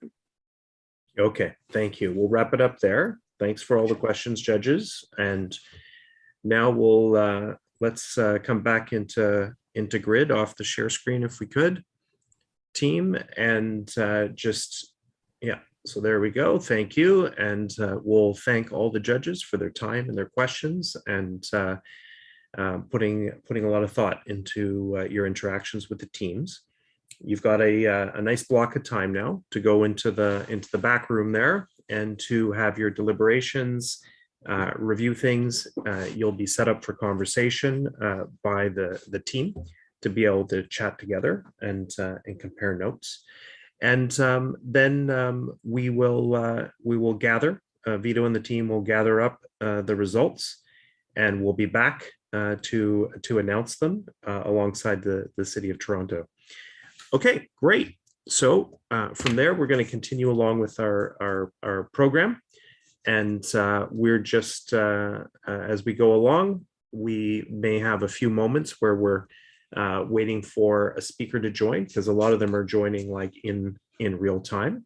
So Swani, why don't you take us just a quick review through some of the speakers who will be hearing from the the India side. I'll do the same on the Canadian side, and then hopefully we'll meet up with our next speaker at the end of that. Sure, Chris. So we have an exciting lineup this time as well, as we had the launch back on 14th October or during the launch of the boot camp that we had last week. We've tried this time to have entrepreneurs who've built products from scratch and have created large scale impact and touched lives. And the stories are very inspiring. We're having Shraddha Sharma, who's founder and CEO of Your Story Media. We have Mr. Yashish Daya, who is group chairman and CEO of Policy Bazaar. And we also have Ankit Agarwal, who's founder of Pool.co, who are amazing speakers who are very inspiring. We also have Asa Grover, who is head startup India. So that is our lineup from India's side. Why don't you touch base upon what was your thought process when you brought in the speakers from the Canada? Yeah, thanks, Wani. And we love the group that you brought in from India. It's a very exciting team. You know, we kicked off with Mayor John Tory from Toronto to give his thoughts, and a lot of depth. You can see from his remarks that the project is a personal favorite for him. We're going to be joined as well by Alan Lau, who is the co-founder and CEO of Wattpad, and he'll reflect on his own journey and also some messages for the students. He has built a very deep relationship for that business as well with India, and one of his key investors came from India as well too. Big group there. We'll talk about that. We'll have the Honorable Minister Vic Fedeli, who is the Minister of Economic Development, Job Creation and Trade for the Ontario government, and himself a successful entrepreneur as well too.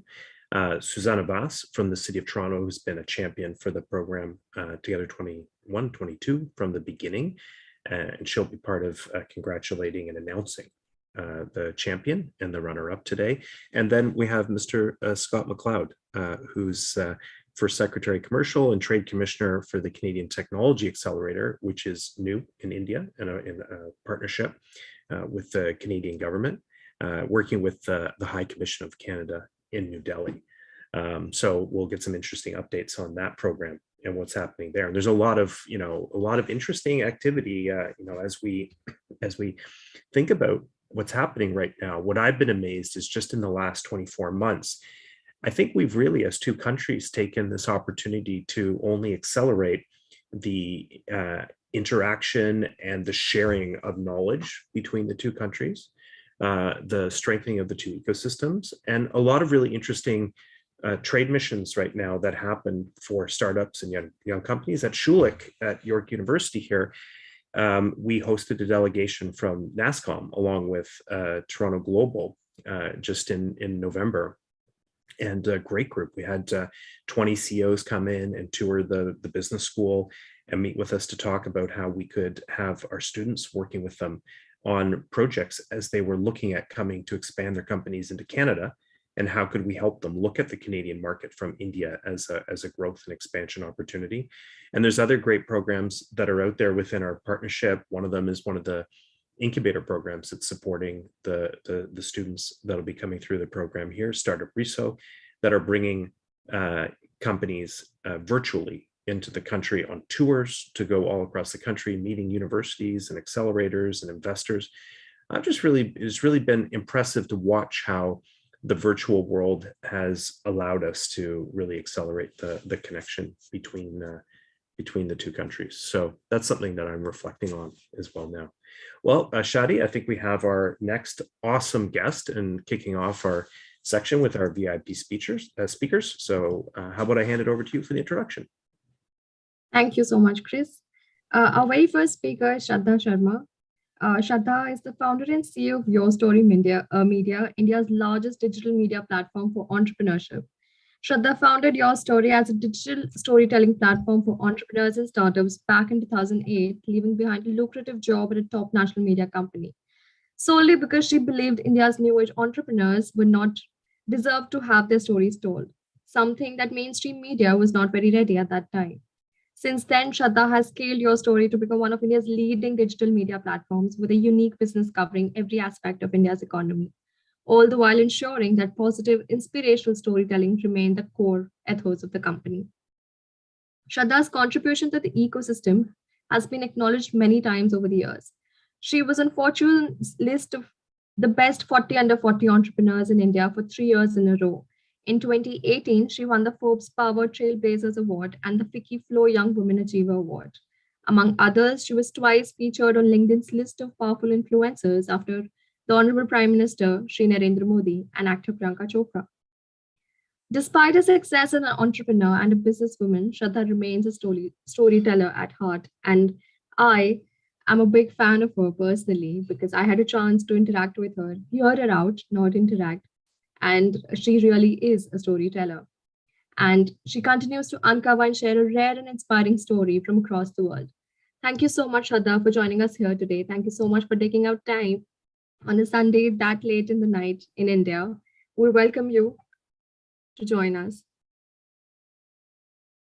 Thank you so much, Swani. Can you hear me? Yes. Yeah, thank you. Thanks a lot. It's an honor.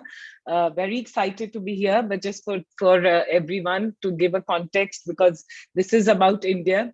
Right now, India is going through the third wave. And as I speak, we are seeing a peak in the third wave, and a lot of people, I'm in Bangalore, are infected right now. So it is a little tough time. And I was just thinking, what can I say? And then I have 10 minutes and hopefully I should say it in 5 minutes. What can I say to all of us and to everyone and all of you listening today? I would say, one of the things that we all need to do in today's world, if you're in Canada or you are in India, is that when we want to understand a country, when we want to understand about people from that country, then one thing I'll say is that don't believe in media. Don't believe the stories that you hear about the country and about that people and what you read in media, what you hear on social media. Experience it. And I'm happy and blessed to be here in India, because to me, it's a country which overwhelms, inspires, and everyday challenges. Just to give you some numbers, I'm not going to talk about the 1.4 billion people that we have. One or two things I found very interesting about India is that we have officially 29 languages, but we have 19,500 mother tongues. So more than 10,000 people in our country, it's divided into 19,500 dialects that we have in our country. And we have more than 2 million gods. So you can imagine, it's one country which has the most diverse set of people living together. And it's very important as the world gets digitalized, as we are talking about technology, advancement, that we don't forget humanity, we don't forget humanness. And if you have to experience humanness, humanity, and heart, then I would say that India still breathes very strongly and the heart beats very strongly in this country. And I invite especially all of you and the students and the folks in Canada, come and experience India. And I would love to host you, any one of you, and Swani, please connect them. Would love to host and see how we can help students and anyone seeking anything in India. And last but not the least, there's something that I want to leave with all of us. There's, this amazing Persian poet, and who's very famous world over and in India too. He said something very beautiful, and he's called Rumi, R-U-M-I. And he said something very, very beautiful. As the world changes and we are in 2022 and we think about, what are we going to do with life? What are we going to do? What's happening with our career? How are we going to come up with that big idea? How are we going to make a unicorn? When you're thinking all those things, there's something beautiful that stayed with me. And when the world is telling us what to do, is don't get in the flow. Don't get in the flow, become the flow.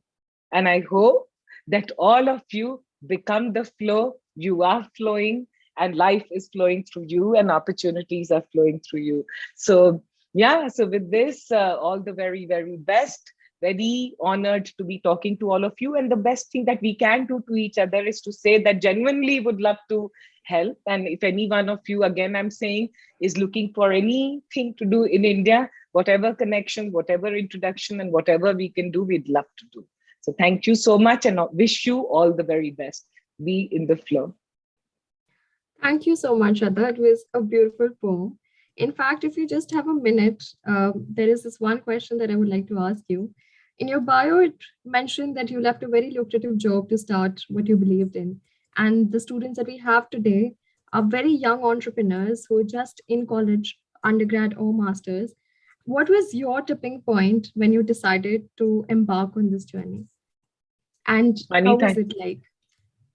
Thank you so much. That's a very beautiful question. It's a very tough and meaningful question. And as students, we all right now, when we are, when we are students, then we think about the career, and then of course we also think about money, and we think about what because our definition in the world, and it's not just in India, everywhere, we get associated with the tag, the job that we have, the money that we earn, and where we are.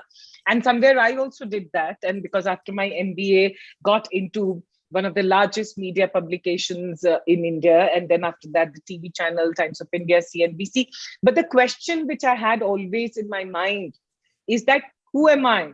And what am I good at? And if money, I didn't think about money. And if I could pursue something that I loved, and there was a calling, and it takes time, you'd have to think and live with your own self, live within your own self. What is it that I would like to do?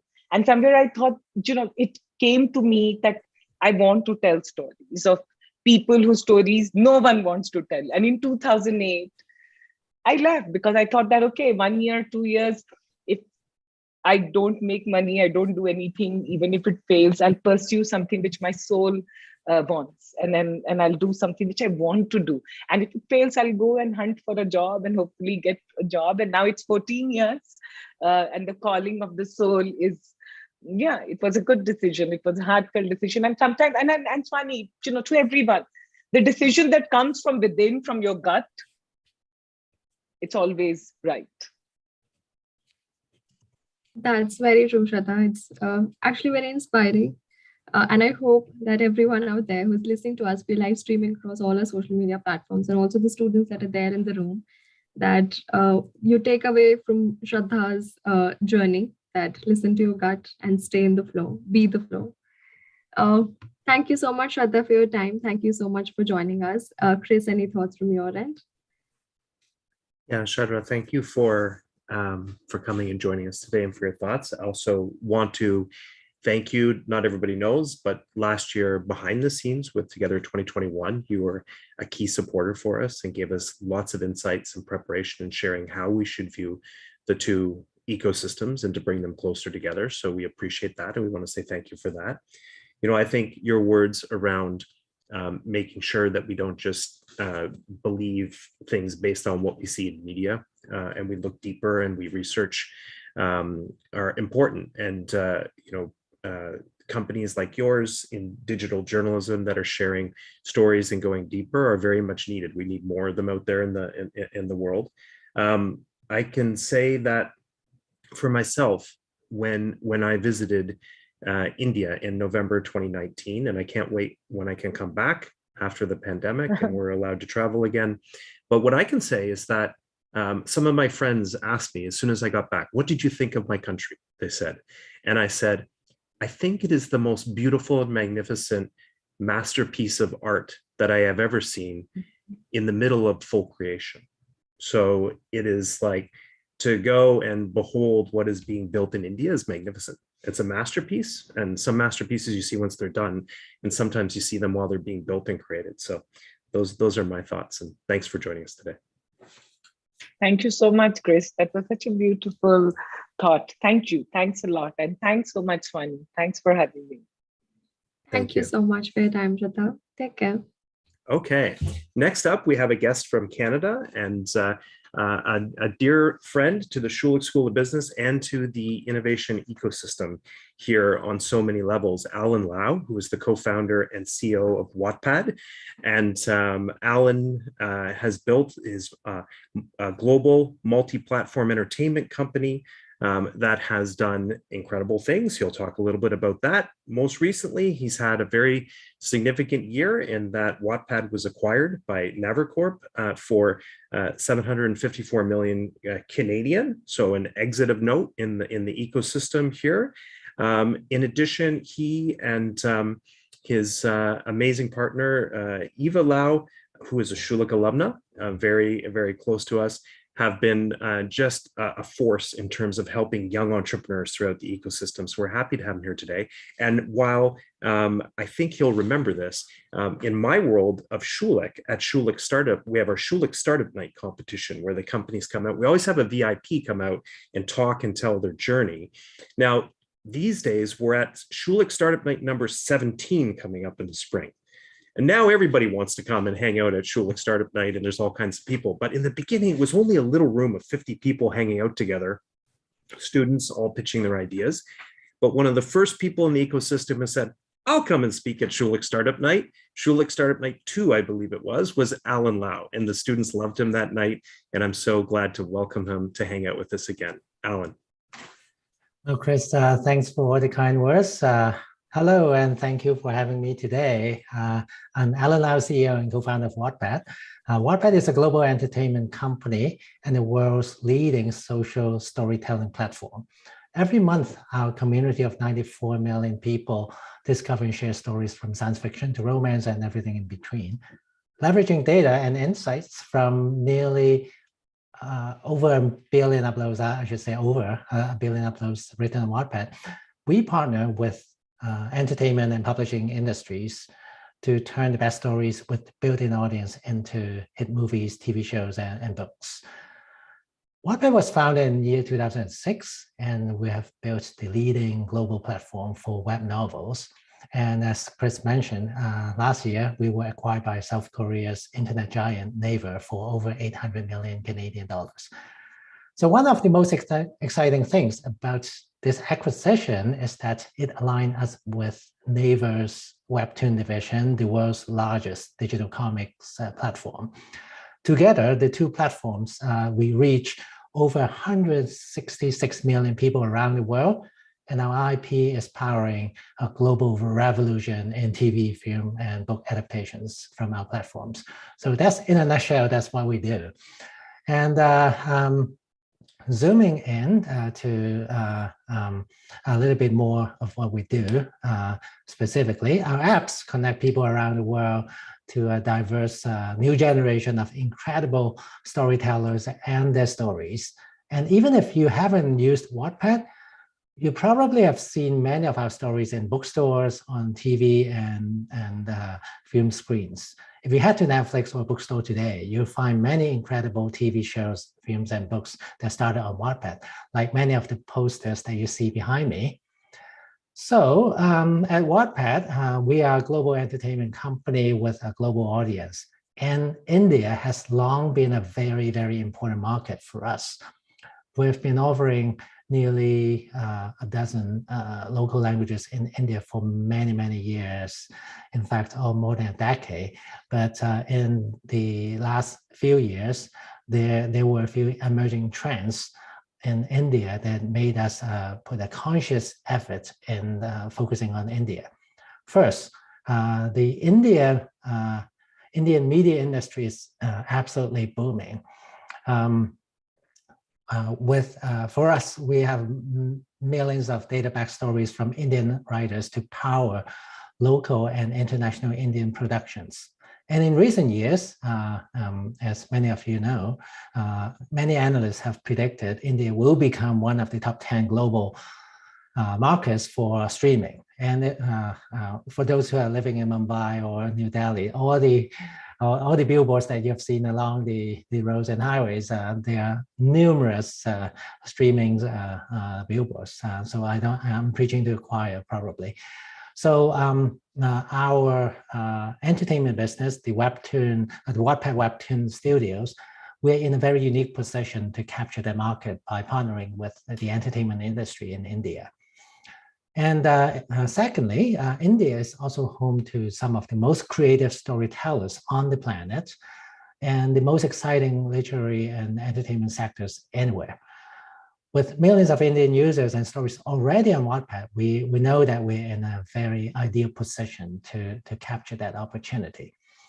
And finally, India's mobile penetration is one of the highest on this planet. And as you know, many mobile data plans are unlimited, and in India, many of those data plans are the most inexpensive on the planet. With over 80, or I should say 90% of WhatsApp's activity happening on mobile, we are confident that our ability to attract readers and writers in India, we can leverage the mobile, explosive mobile penetration. With these trends in mind, we started to focus on India. More specifically, in 2018, we brought on a local country manager to focus on the Indian community. And we also started a partnership with Times of India, specifically the Times Bridge division. And this is not only a partnership, it was also a strategic investment from Times to grow our community in India and reach new users. This partnership gave us an important strategic advantage in expanding our Indian operations. And together with them, we supercharged our growth and reaching a community that we couldn't possibly reach by ourselves. And I'll highlight some examples in a few seconds. Today, India is one of our fastest growing regions on Wattpad. And we already have over 3 million people read and write in a variety of local languages on a monthly basis. And I have to say, this growth did not happen by accident. This is a result of a series of campaigns, initiatives, and partnerships to celebrate and elevate our local Indian storytellers. So first example, we partnered with the government of Maharashtra to host a creative writing contest for aspiring writers. This contest attracted over 1,500 entries from writers contributing in English, Hindi, and Marathi. And most importantly, entries came from both metro and rural regions. Why was this important? It's because we knew that in order to reach Indian readers and writers, we cannot just focus on the metro areas. We have to expand our reach and have new talents across the country. That has been the key to our success. Second, I want to share a campaign that we partner with Times, India Times, specifically focused on the Gen Z generation. This is a campaign called Story Collective with iDiva, and with many of us isolated during the lockdown and the pandemic, reading and writing became more important than ever, especially for Gen Z. So this campaign encouraged people to read stories on Wattpad that inspire them and excite them and connect them through the isolation. Not only was this our strategy for this campaign, but it was directly related to our company mission to entertain and connect people, connect the world through stories. The last campaign I want to highlight is a campaign with UNICEF India to raise awareness of gender equality. This campaign invited the Wattpad community, of which, as you may or may not know, over 80% are female, to write stories and poetry aimed at raising gender equality on the International Day of the Girl Child. This campaign, in 1 week, saw over 2,000 submissions by our Indian users. So with the unmatched library of IPs filled with stories from every genre, and including many successful writers who come from the traditional publishing world, like Neil De Silva, many of you may know, he is very famous in the horror genre. He shared his stories on Wattpad. And another example that I would like to use is Hermine Carling, the author of Celluloid, with 19 million reads on Wattpad. These are just two of the amazing writers coming from the traditional industry and joined Wattpad in the past few years. This is truly, there's truly something for everyone on Wattpad and in India. And Wattpad users have uploaded stories in a dozen local languages. And during 2021, almost 200 uploads in these more than a dozen local languages, written in Hindi and other languages on Wattpad. And the reading time in India is now over 500 million minutes each month. In fact, India represents one of the largest monthly reading time amongst English readers now. So Wattpad stories reflect hopes, dreams, and aspirations. And as a result, Wattpad stories are always culturally relevant. And we are very, very excited to grow the community in India as we headed into 2022 and help many, many Indian authors and writers to tell their stories and kickstart their careers on Wattpad. And today, we are investing a whole lot more, increasingly more in India, growing our business, growing our community. And we have staff in the country locally to help us grow create even more opportunities for the next generation of Indian storytellers. And the Indian market is poised for explosive growth. And I can tell you that firsthand, it's one of the most dynamic and exciting places to do business in the world.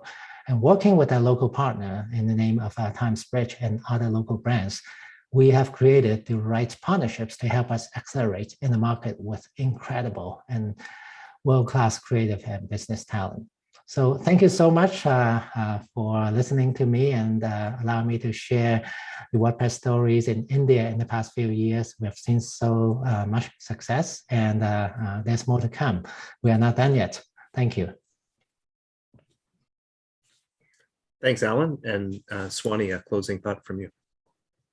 Thank you so much, Alan, for your time. It's lovely to see how much how much market capture you've done from India, how many readers you have. It's beautiful to see. I am myself a reader at Wattpad, and it's lovely to see your journey and to hear your journey. And I hope that everyone out there who's been hearing to your journey and your thoughts about capturing the Indian market and how important it is for you and your company also resonates with the same. So thank you so much for carving out time. Thanks again.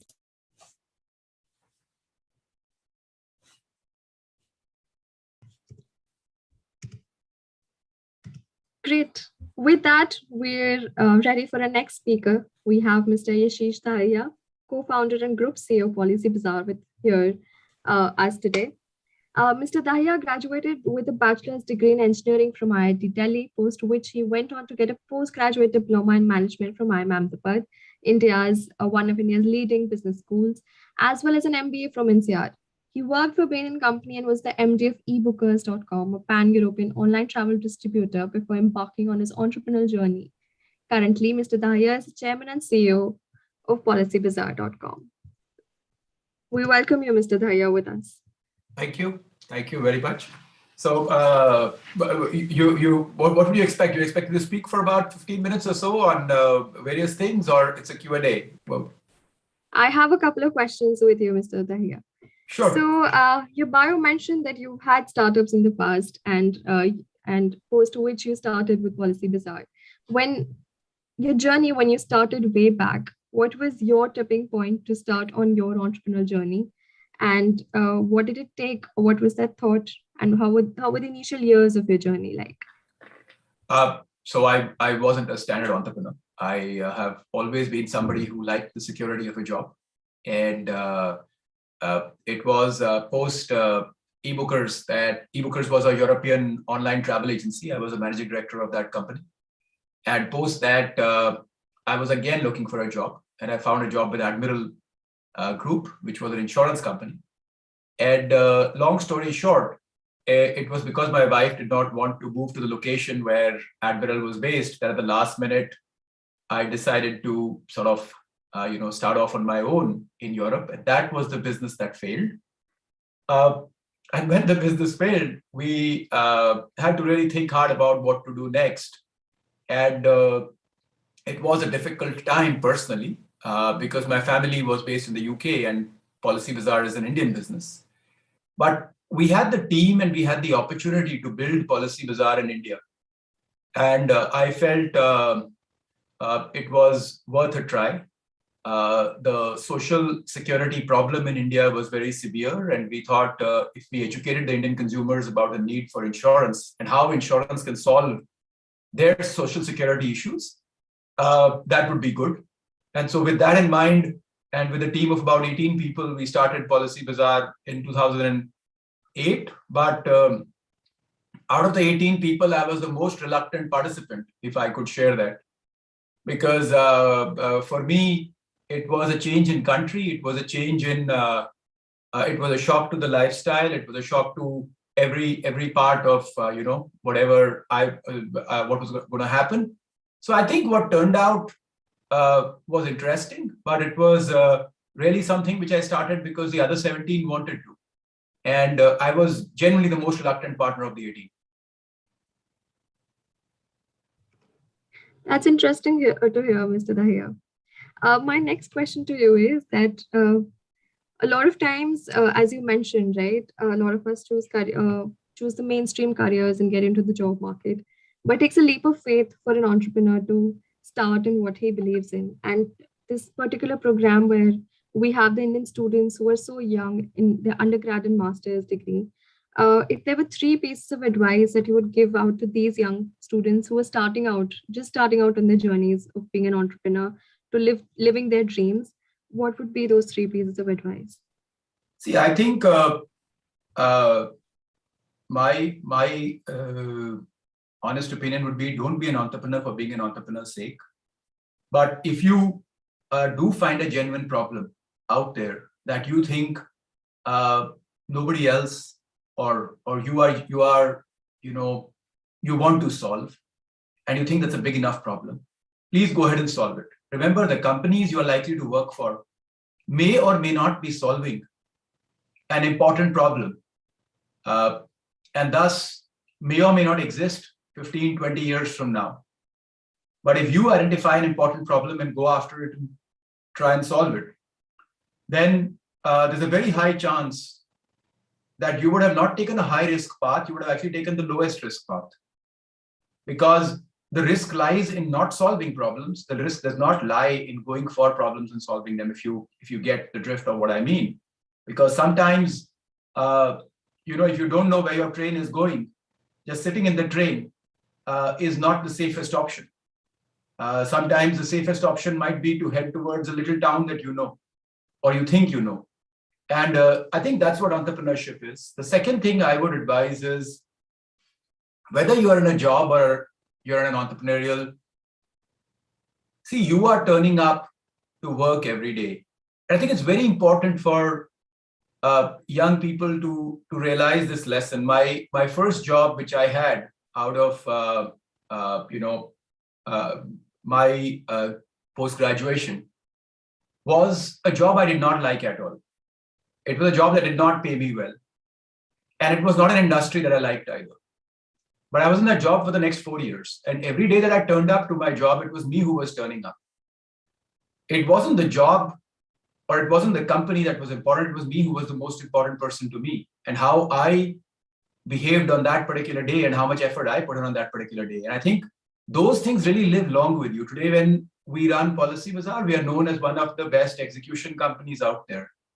And one of the reasons is that I think you get the drift, right? Basically,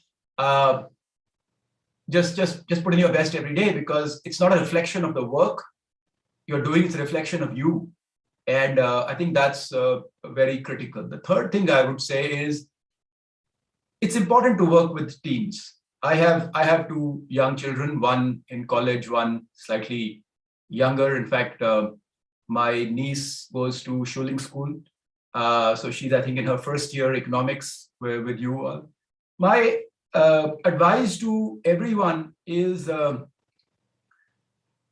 learn to work with teams if you really want to go far. See, there are 2 kinds of businesses, right? You can build something quickly and hope that somebody will, acquire you or something, or you want to build a business for the next 7 years, 10 years. You will need a team. So start to identify that team that you trust, because that team will not be only based on capabilities, it'll be based on trust. And so, as you go through school, as you go through college, try to identify those people that you would like to partner with in your businesses. I think it's going to be a very big skill as we kind of move forward. But yeah, I'd leave you with those couple of thoughts. That's interesting. In fact, the third point that you mentioned, right, the team, building the right team, trusting your team, that also brings me to the next question that over these years, you've interacted with so many entrepreneurs, you've had your own teams. When you look at what are the top three qualities that you look at while building your own team? Or when you look at entrepreneurs, what are three qualities that you look at to say that, these are important? See, These are the I think in any uh, individual, in any team, in any company, any leader, the biggest skill, and there may be many, right? But the ones I look for are number one, selflessness, and that's not a bad word. Huh? Today, I meet a lot of my friends who say, "Look, you got to be selfish. That's the only way you can be good for the whole world, and if the whole world is selfish, it will kind of make way for itself." But I don't believe so. I think, in my experience, it's only when I have done selfless stuff that it has benefited me humongously. And one clear example I just gave you, which if anybody picked up, I was the most reluctant partner in Policy Bazaar. I genuinely did it because the other 17 wanted to do it. For me personally, it was actually a very, very bad idea because I had my potential job in the UK.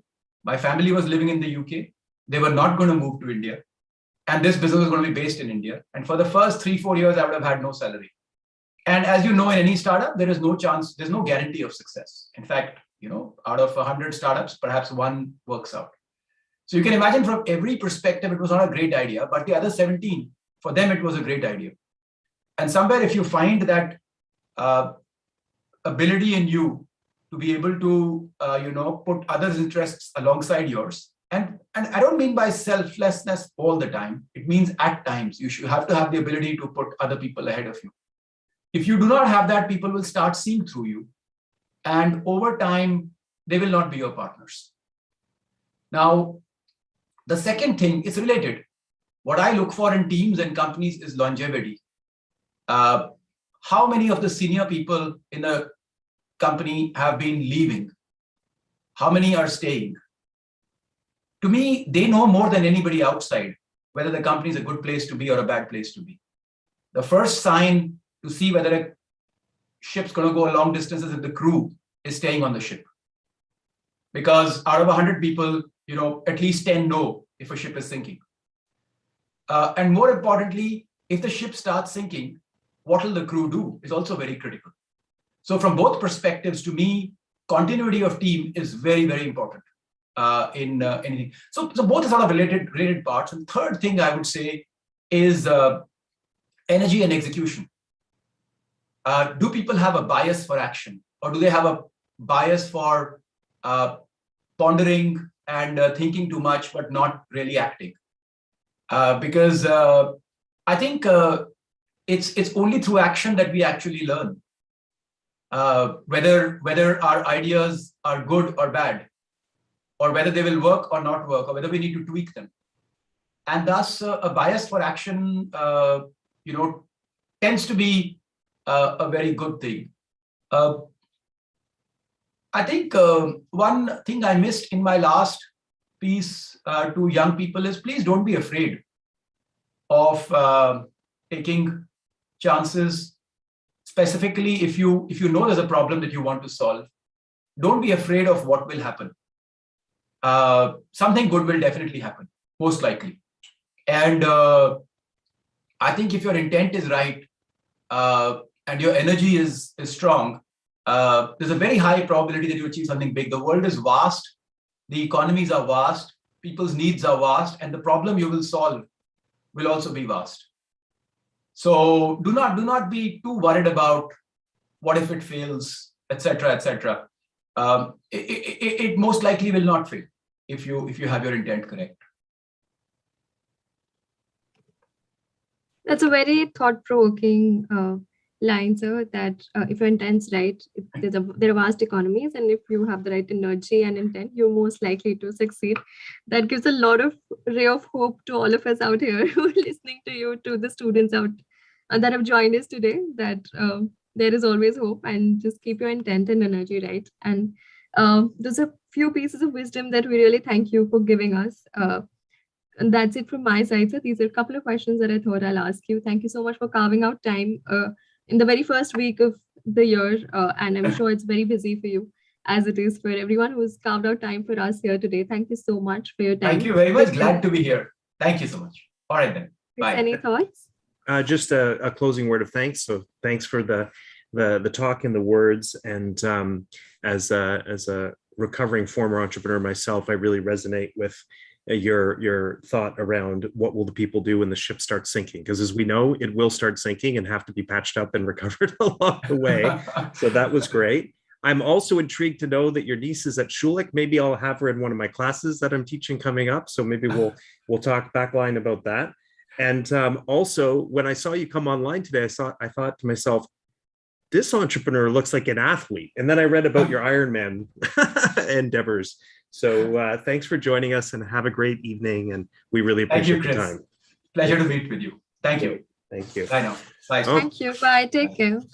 All right. Next up, we have our next Canadian guest, and we're excited to welcome the Honorable Minister Victor Fedeli, Minister of Economic Development, Job Creation and Trade for the Government of Ontario. And the minister is himself a lifelong entrepreneur and successful business person, author and philanthropist, serving in the Ontario government now. And he always has a good story to tell. He has a real passion for the relationship between the innovation economies of India and Ontario and Canada. And we're glad to welcome you today, Minister Fedeli, and invite you to the stage. Well, thank you very much, Chris. What an exciting day. We'll start with saying on behalf of our Ontario Premier Ford and our entire government, it really is a joy to be with everybody today, albeit virtually, for the second edition of Together. Thank you so much to the Schulich School of Business and Startup India. I can tell you, I've met with Startup India. What a great group of people. And Seymour Schulich, someone I know very well, would be absolutely thrilled with what's happening here today. Your commitment to developing the next generation of Ontario entrepreneurial leaders is an inspiration. First off, congratulations to all of the teams participating at Together 2022. You have worked tirelessly to prepare and pitch your innovative ideas and solutions. Many of you here will become game-changing entrepreneurs and leaders in innovation. The connections you make here today at Together 2022 will continue to fuel innovative collaboration between India and Ontario for years to come. Right now, at this very moment, you are helping to catalyze that startup culture and transform India into a country of job creators. Let's take a moment to discuss what is at the heart of this one-of-a-kind conference, Ontario and India's dynamic relationship. When you think about it over a typical year, there's more than 65,000 Indian students who study in Ontario's world-class universities and colleges. You students bring a wealth of knowledge and talent with you to Ontario's post-secondary institutions and in our broader communities. With a robust, educated population and a flourishing economy, India is a priority market for Ontario and an important long-term partner, especially in the tech sector. And that's why we have such an important on-the-ground presence in India. Offices that I have visited, our trade investment offices in Delhi and in Mumbai. And they are great resources for startups and established companies in India who are thinking about investing in Ontario. You know, since taking office, our government has been sending the message to India and to the world: we're open for business, we're open for trade, and we're open for investment. And if it helps all of you to understand why it's so important to open here in Ontario, we have free trade agreements with around 50 countries. So if you're setting up here, it can help you do work all around the world. We're right in the heart of North America. This is my sales pitch, Chris. We offer companies access to more than 187 million consumers within a day's drive of Toronto. We have the second largest innovation and tech industry in all of North America. And around 24,000 tech firms employ 323,000 highly qualified advanced technology partners. We're also home to a talented pool of very highly educated citizens.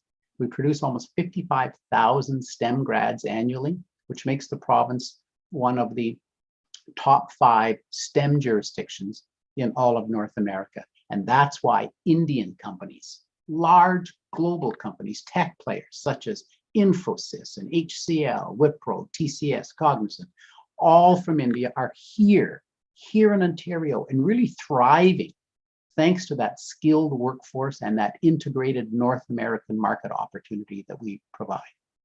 Now, I could give you the longer sales pitch about how we've lowered the costs and cut red tape.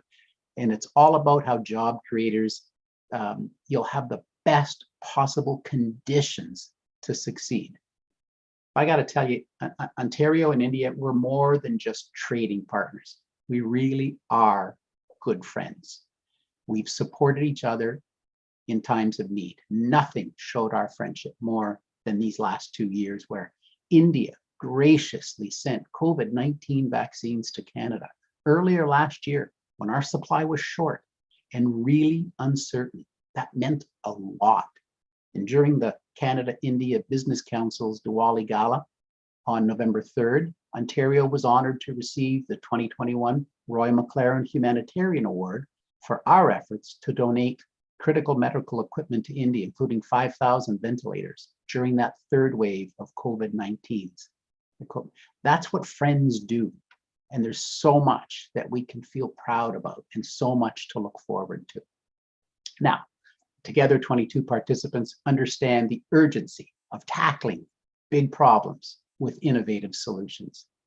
And by continuing to work together, Ontario and India can create that environment where our entrepreneurs can thrive and inspire change at home and in the global community. So I would end, Chris, with saying congratulations once again to the finalists who are participating at Together 2022. We're rooting for all of you. Thank you. Thank you, Minister. And Swani, quick thought from you, and then I will thank the Minister as well. Thank you, Honorable Minister Fideli, for your time. As part of the Startup India initiative, the government is always tapping into cross-border collaboration opportunities with the Canadian startup ecosystem. As you mentioned, Together 2022 is a testimony to the long-standing relations between the two countries. This has only been possible with the support of your government. Thank you so much. Thank you, Minister Fideli, and great inspiring words today. I really loved the moment where you brought us back home to the depth of the relationship through these challenging times with Ontario and India. And you said, that's what friends do. And that's at the heart of, like, you know, these decisions that get made. And that's been at the heart of why so many people have gotten involved with Together 2022 and put their time and their volunteerism and their efforts, from the students to the mentors and all the speakers. And thanks for reminding us of that. And we appreciate your time, and we'll continue to do our best to work hard to represent Ontario and to do this important work. Thank you, Chris. And for Apurva, pardon me, for the Consul General, I wore my India tie today, my favorite purchase from my last trip to India. So I wanted to acknowledge the Consul General and her great work. I love working with her. We have such a great working relationship, and I look forward to seeing you again in this new year. Thank you. Thanks very much. Thank you, Minister Fideli. It's a great honor to meet you always. Thank you. Thank you, Honorable Minister, for your time.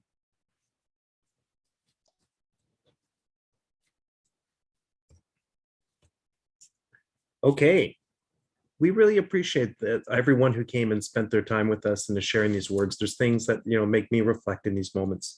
Swati as well too. And I just, like, I think about, like, you know, all the time and effort that's got into it from so many people that have helped us out, and it was good to have that. That's what friends do. Now we're going to give a shout out again to our judges, because we're almost ready here to make the announcement. In the city of Toronto, we'll be making the announcement. Susanna Voss, I'll introduce her in a few seconds. But once again, thank you to all the judges for spending a lot of their time with us today. This is a big block of time to come in, and I know all of you have families and business commitments, and some of us have kids that we're managing in the background. We appreciate it. It's a big block of time, and you gave great questions and a lot of thought. So let's continue along and get ready. Talk about the prizing. So the way we do the pricing, the majority of it is focused on the Indian companies to support them in doing their work. And the championship team will receive $20,000 Canadian for their victory. And the second place team, the runner-up, will receive $12,500. In addition, as Swani talked about earlier, they're going to be getting access to a whole degree of incubation partners that are lined up, thanks to Startup India, and waiting to receive them in. Those same incubation partners are going to be taking in many of the top teams beyond the champions and the runners-up and the top 6. And I've already told them, I've got questions in the background about, can we meet more of the companies? And I've already told them it's a very deep list of very talented young people that have been competing throughout the process. So that's exciting. So that's on the Indian side. And then with Canada, then for their time working and coaching and volunteering along the way, we'll be giving a student award to the Schulich, or Canadian students, from the winning team of $2,500 Canadian per team member. And then they're also receiving thanks to York University alumni Drew Green, the CEO of Indochino, the big tailored suit company. Will be receiving brand new suits to go out and do their pitches and their job interviews and look their best out there in the world. And also one of our alumni, my friend Hassan, who runs Style Photos, which is an amazing digital-based photography company with technology as opposed to live photographers, in a facility that he has here in Toronto, will be getting photo shoots to look their best again, to go and put their best presence forward in their digital presence. And then the second place team, in terms of the supporting students from Canada, will each get $1,250. All of the dollars that are here, we raise from key partners, whether they be the corporate partners or people like the City of Toronto and Consul General's office and other people who contribute in.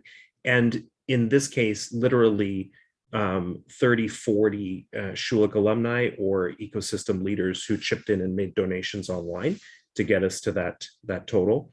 And we're still continuing to raise along the way, and we'll talk about that later on. We have some exciting news to announce at the end of the event today. Okay, continuing along, I now get the opportunity to introduce Susanna Voss, who is the manager of entrepreneurship services with the City of Toronto. And she is much more than that. I mean, she has been building out this portfolio to a whole new level beyond where it existed in the last year, really working to support entrepreneurs across the city, and with a mission of making sure that great thought and proactivity is brought to the importance of diversity in supporting all entrepreneurs from different walks of life and cultures and backgrounds and experiences, and really infusing that into the mission of the City of Toronto in terms of its startup culture. She was also a driving force in helping to build out the Digital Main Street Shop Here initiative, which happened in the weeks and months following the pandemic, and helped small businesses all across the city. Wound up being an opportunity for 100 Schulich students to go to work that summer and help out all those small businesses to digitize and to get online.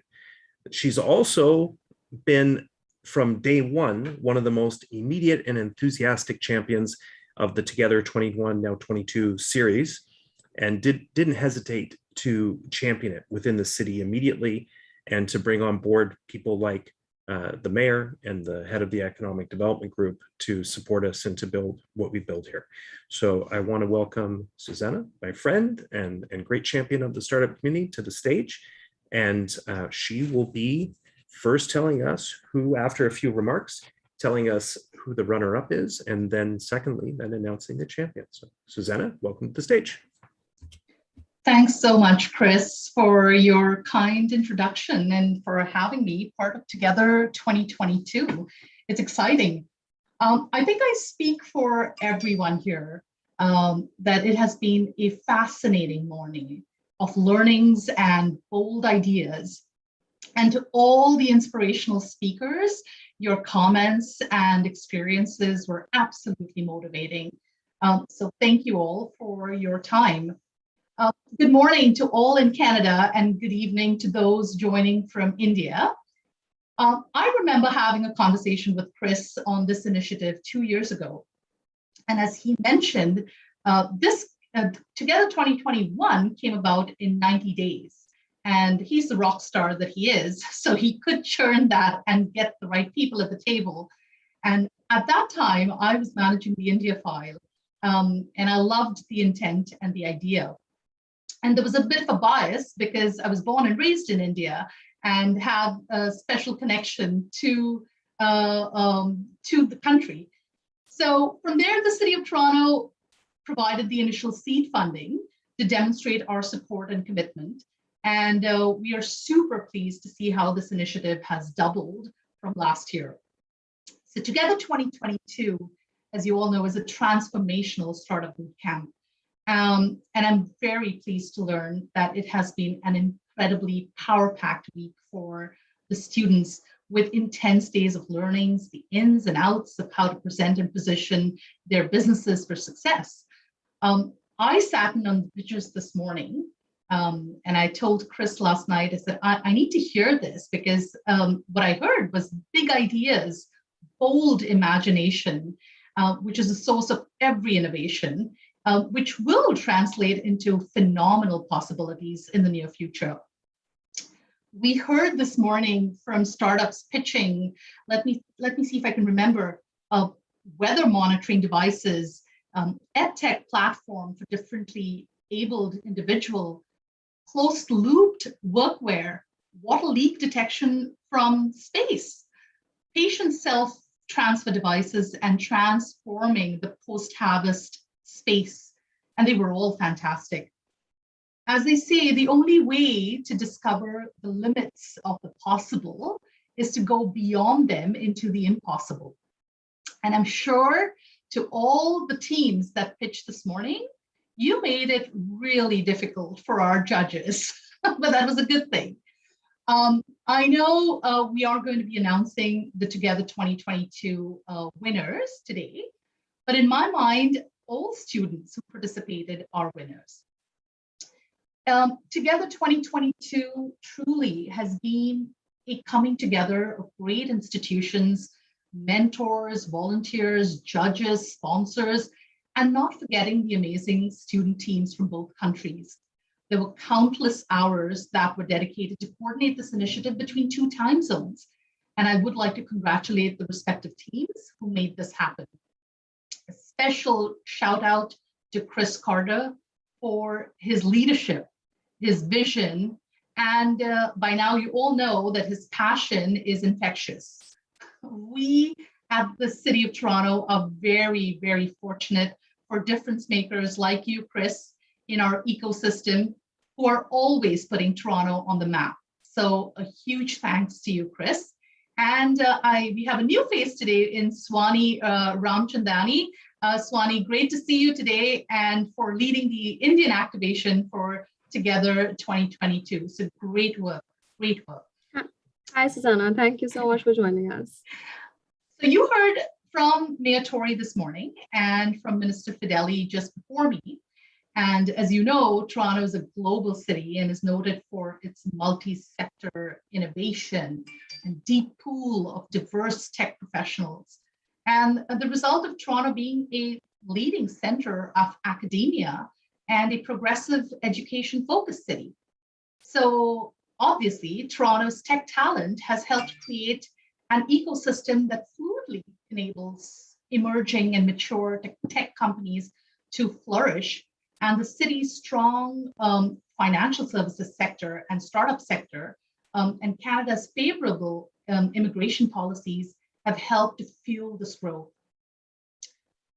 Before I announce the winners, for India, Canada, and Toronto, the global economy presents both pressures and opportunities. And only by working together, I think we can seize those opportunities and overcome any kind of hurdles that we've encountered in the past. And this initiative is a great example of how we can build on that. And the City of Toronto continues to create deeper ties between both our ecosystems. I would also like to say that we are all looking forward to continuing our mutually beneficial relationships by building more linkages, accessing business opportunities, and fostering growth in our respective economies. And yes, acknowledging that the pandemic has posed a lot of challenges all over the world, but also know that this too will pass. So to the students, don't be disappointed, be focused, be positive, and stay safe. Now, having said that, I have the most exciting task to announce the winners of Together 2022. So brace yourself, people. I know I have my virtual drum roll going on, and Chris, I think you need to have that set up for next year. So there you go. The first runner-up team, and I was super pleased to hear their pitch this morning. Put your hands together to welcome Project Parva.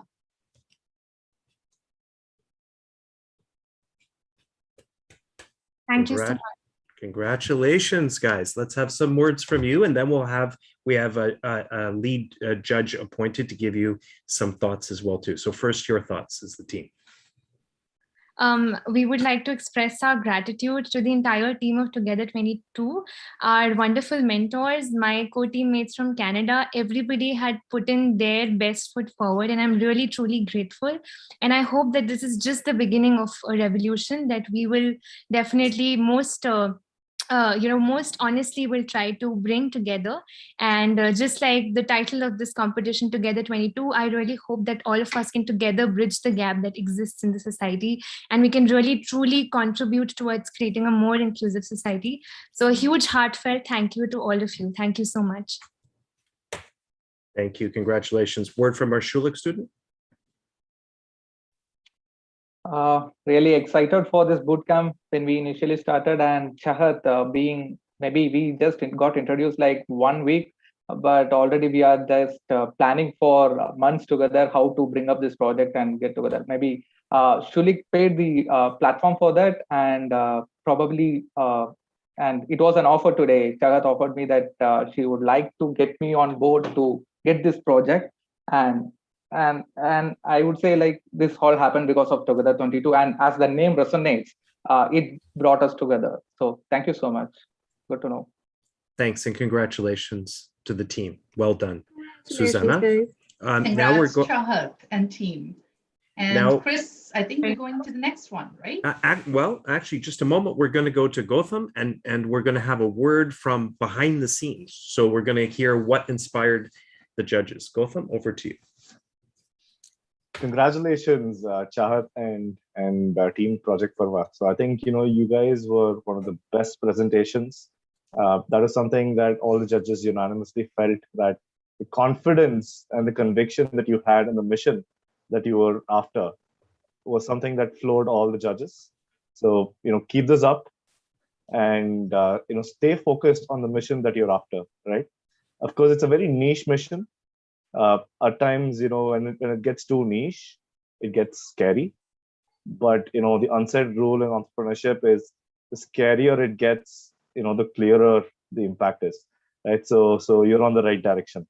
And what we really loved was the way you ended on how it's important to deliver value while creating safe spaces. Right? On empathizing on both ends. I think those were things that we found amazing clarity that came out on a mission. which is where a lot of the judges also felt, we would love to get in touch with you and mentor you guys closely, because it's very important to get this off the ground, because it's a wonderful mission. All the best to you guys. Thank you very much, sir. Thank you Thank so you, much. Gautam. Wonderful. Great remarks. Thank you, Gautam. I appreciate that. All right, Susanna, now the next big moment that we've all been waiting for, which is the announcement of the champion of Together 2022. That's great. And congratulations to Project Parva for the amazing pitch. And now the champion team for Together 2022 is Google.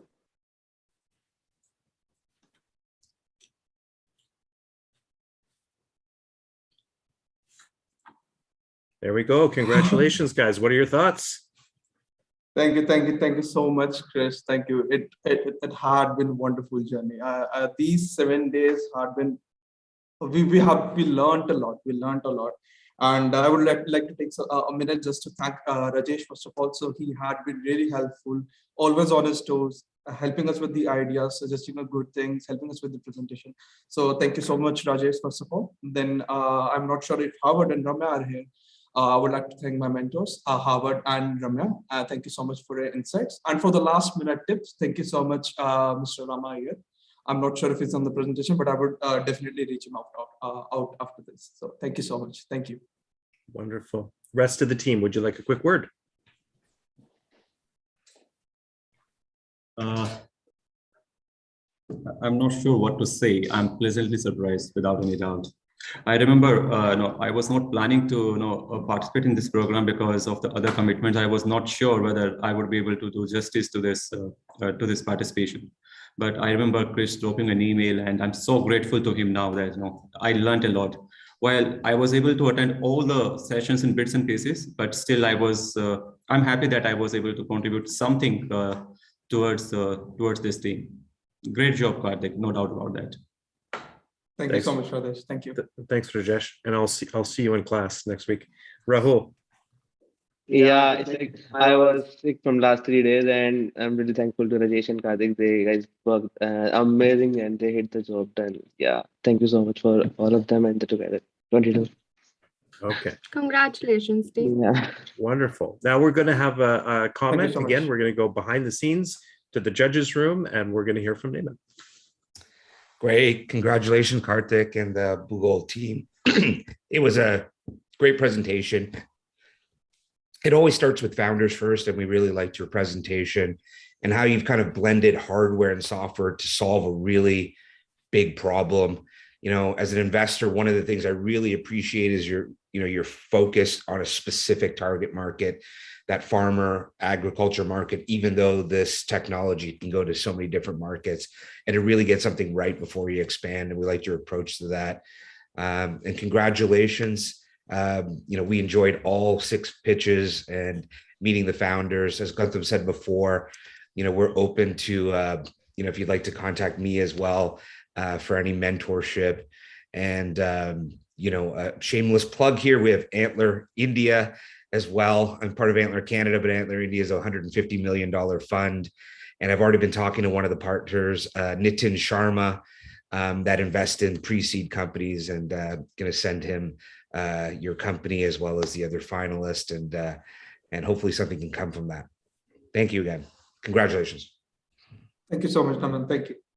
Amazing. Thanks, Neiman. And it was wonderful to have you here and to take your next piece of the Together journey as well too. You've been a great support, and thanks to all the judges. Susanna, a final thought from you. Congratulations, Karthik, Rahul, Rajesh.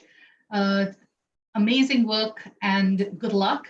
These moonshot ideas are fantastic, and I wish you nothing but the best. And again, thank you to Together 2022 for an amazing year again. Thanks, Susanna. Thank you so much, Susanna. Thank you. Swani, any words for the champions? Thank you so much, Susanna, for your time. Yes, definitely. Congratulations to both the teams. You've done really well. We're very glad, and our heartiest congratulations to both the teams. In fact, a very big thank you to all the judges that came here today, all the 6 judges that we had. And kudos to both the teams. It's just the start.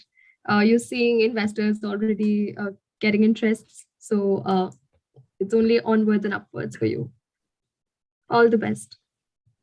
Thanks, Wani. And yes, to both teams, to all the teams in the top six, we're going to be supporting you with those key introductions. And we're always a message away in terms of questions or thoughts you have for us within the Schulich team as well too. And I want to remind everyone now. So this is a message that is, of course, is important for the winning teams. This is also an important message for everyone who was in the top six. And this is also an important message for everybody who joined. And by the way, we didn't announce yet, but we have close to over 450 people who have been watching the performance today. So lots of interesting people who are thinking about your ideas and going to have other ways to potentially help you out. But my message for everyone is that when we get through the competition and we have the excitement of the boot camp and the competition, it's the same I say here, whether it's for Together 2022 or what I tell everyone at Schulich Startup Night, is that now what matters is tomorrow morning, right? You've got, some of you have a little extra wind in your sails because you've got the publicity and you've got the money in your pocket. And some of you have knowledge that has come from this boot camp. And now it's how you utilize those things and what you turn it into and your resolve to make it happen.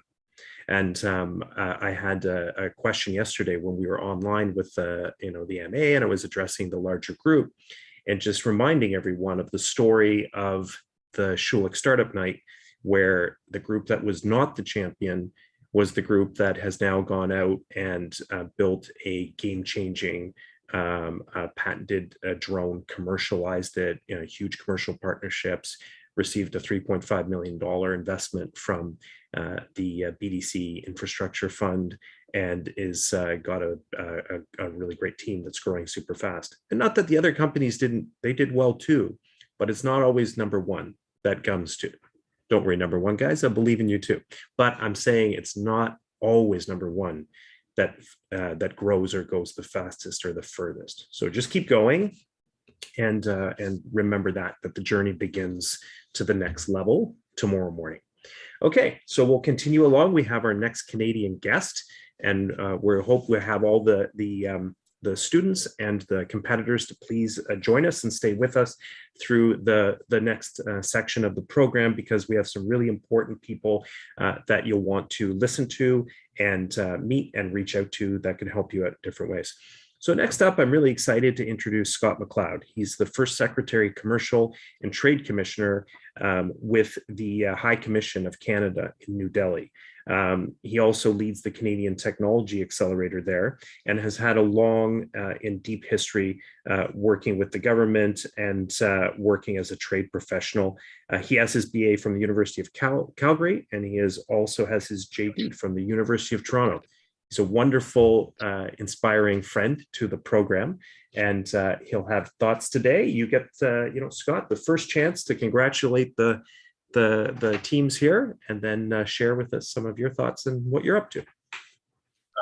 Thank you very much, Chris. It's an honor to be asked to be a part of this event, the second iteration of Together 2022. And of course, I'd like to start by congratulating the Schulich School of Business and Startup India on successfully staging this iteration, despite what might have been some challenges brought on by COVID. And I'd like to thank you for the opportunity to address the outstanding young tech talent and innovation ecosystem leaders who were brought together this week. I'd like to particularly congratulate, of course, not only the winners of the competition, Project Parva and Google, but all of the participants and mentors who have demonstrated such remarkable energy, dynamism, creativity, tough word there, entrepreneurial spirit, and perseverance throughout the week. As we all know, this is a pivotal period for the world as it confronts the continued challenges posed by the COVID-19 pandemic, and it is more critical than ever to come together to ensure a more secure future for all. One of the pillars of the Canada-India bilateral relationship is, of course, collaboration in technology, one of the most important pillars.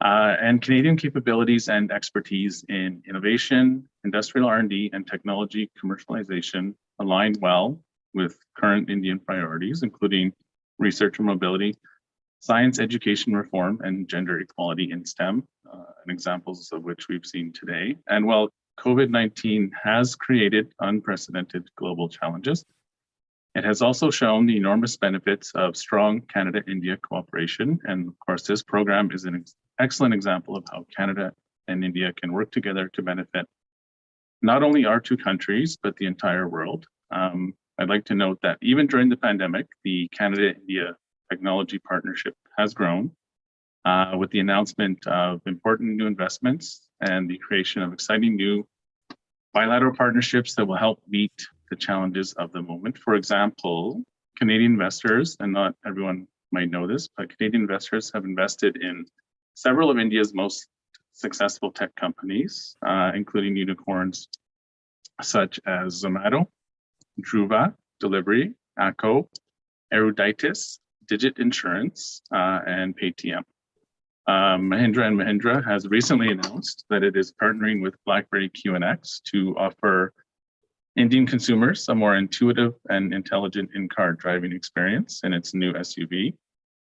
Millions of Airtel and Jio subscribers add money to their accounts every day using software that was developed by a Canadian company. And Canadian software helps millions of Indian taxpayers e-file their income taxes each year. And in the not too distant future, Indian commuters may be riding buses powered by Canadian hydrogen fuel cells and refilling their hydrogen vehicles at Canadian-made refilling stations. All of this is in addition to the tens of billions of dollars that large Canadian investors have put into long-term investments in India in areas such as renewable energy, commercial real estate, and roads and highways. Canada has built an innovation ecosystem that connects foreign and domestic ingenuity and creativity through a variety of international initiatives, incentives, and funding programs, including several with India. And I'd like to talk to you about just a few examples of these. First off, the Canadian International Innovation Program, which funds joint industrial R&D projects in partnership with India's Global Innovation and Technology Alliance. The Canada-India Accelerator Program, which has had great success in helping Canadian women-led startups explore the Indian market. And the Toronto Business Development Centre, in collaboration with Startup India, one of the organizers of this event, has recently launched an India-Canada Startup Bridge program. This year also marks the launch in India of the Canadian Technology Accelerator Program, which is the program that I'm in charge of, and which helps Canadian high-potential, high-growth tech companies explore growth opportunities in dynamic tech markets like India. And of course, Canadian universities like the Schulich School of Business are doing an admirable job of creating linkages between Canada and India's innovation ecosystems, which this competition is a great example, of course. And finally, Canada's Startup Visa Program provides an immigration pathway for entrepreneurs with the skills and potential to build innovative businesses in Canada. The strength of our bilateral relationship and people-to-people ties well position Canada and India to fully leverage future collaboration opportunities. And entrepreneurs like those of you that took part in this competition will be critically important to achieving this. So I would like to once again congratulate the winners today and everyone who has participated in this competition. And I wish you all the best in your future endeavors. Thank you.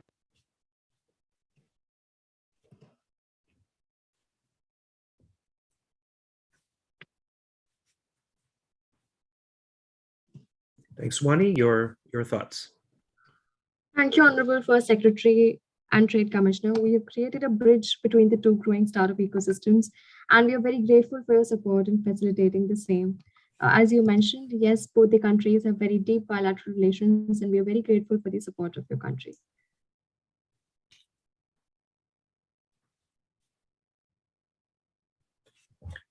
Thank you. We appreciate the time, and we look forward to continuing to build bridges between the two countries. And I know your door is open to the entrepreneurs and the companies that are looking to grow, and we'll look forward to continuing working on projects with you. Thanks. Swani, over to you to continue to our next speaker. Very special. Thank you so much, Chris. Our next speaker is Srimati Apurva Srivastava, Consulate General of India to Canada. Ms. Apurva Srivastava is a career diplomat, having joined the Indian Foreign Services in 2001 prior to being appointed at India's Consulate General in Toronto. She worked with the Minister of External Affairs from January 17 to August 19.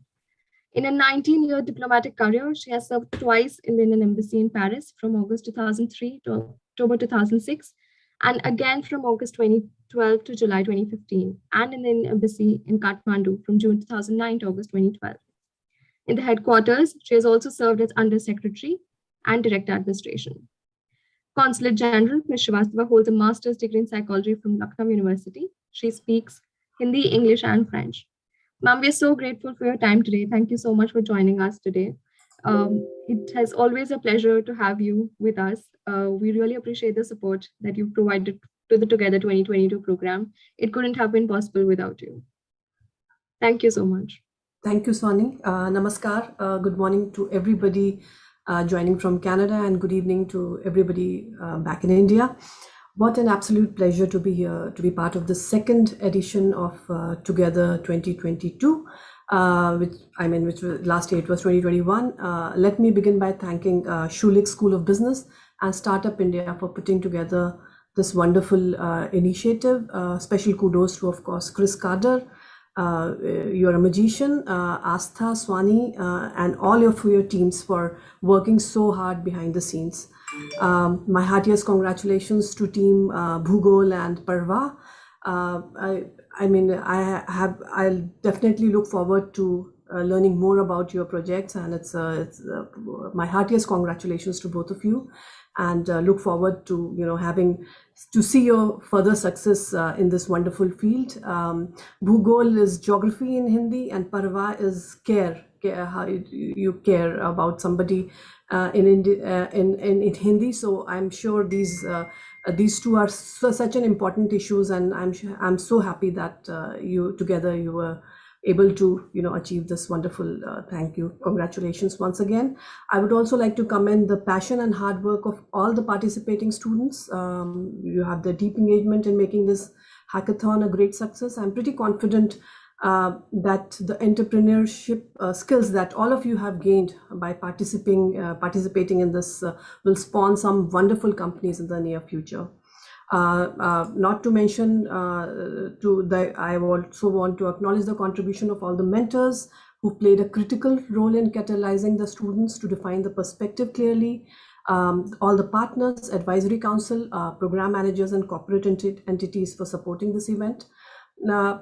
Organizing such an event in the India-Canada startup ecosystem couldn't have been more timely. It was started last year, and if we look at India, last couple of years have been phenomenal for Indian startup ecosystem. India is now home to 81 unicorns with total valuation of more than 274 billions. 44 of these unicorns were born only in 2021 alone.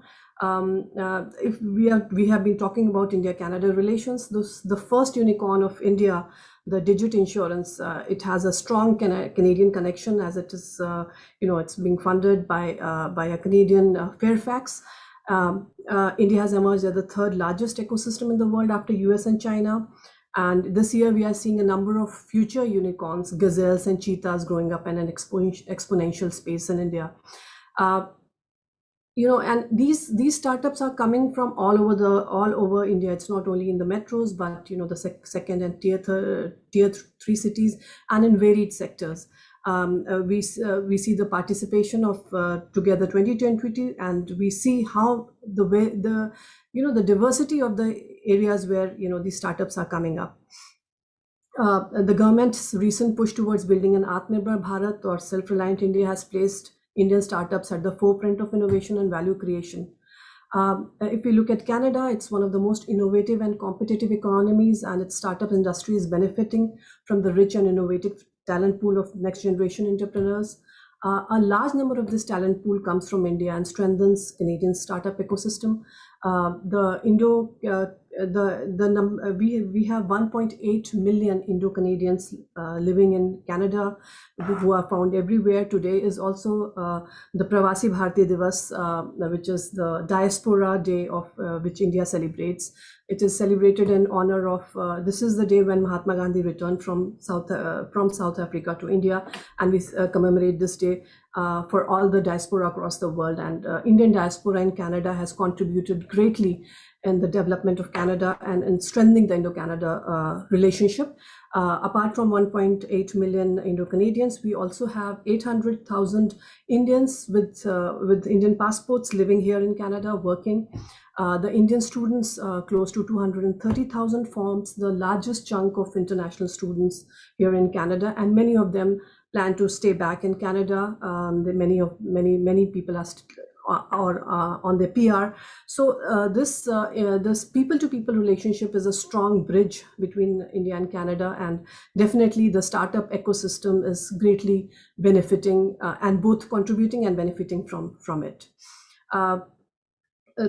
Through the, Canada also has a set of programs like intra-company transfer program, Canadian Startup Visa program, specially designed to help budding entrepreneurs from India and all over the world to gain special visas and start their business here.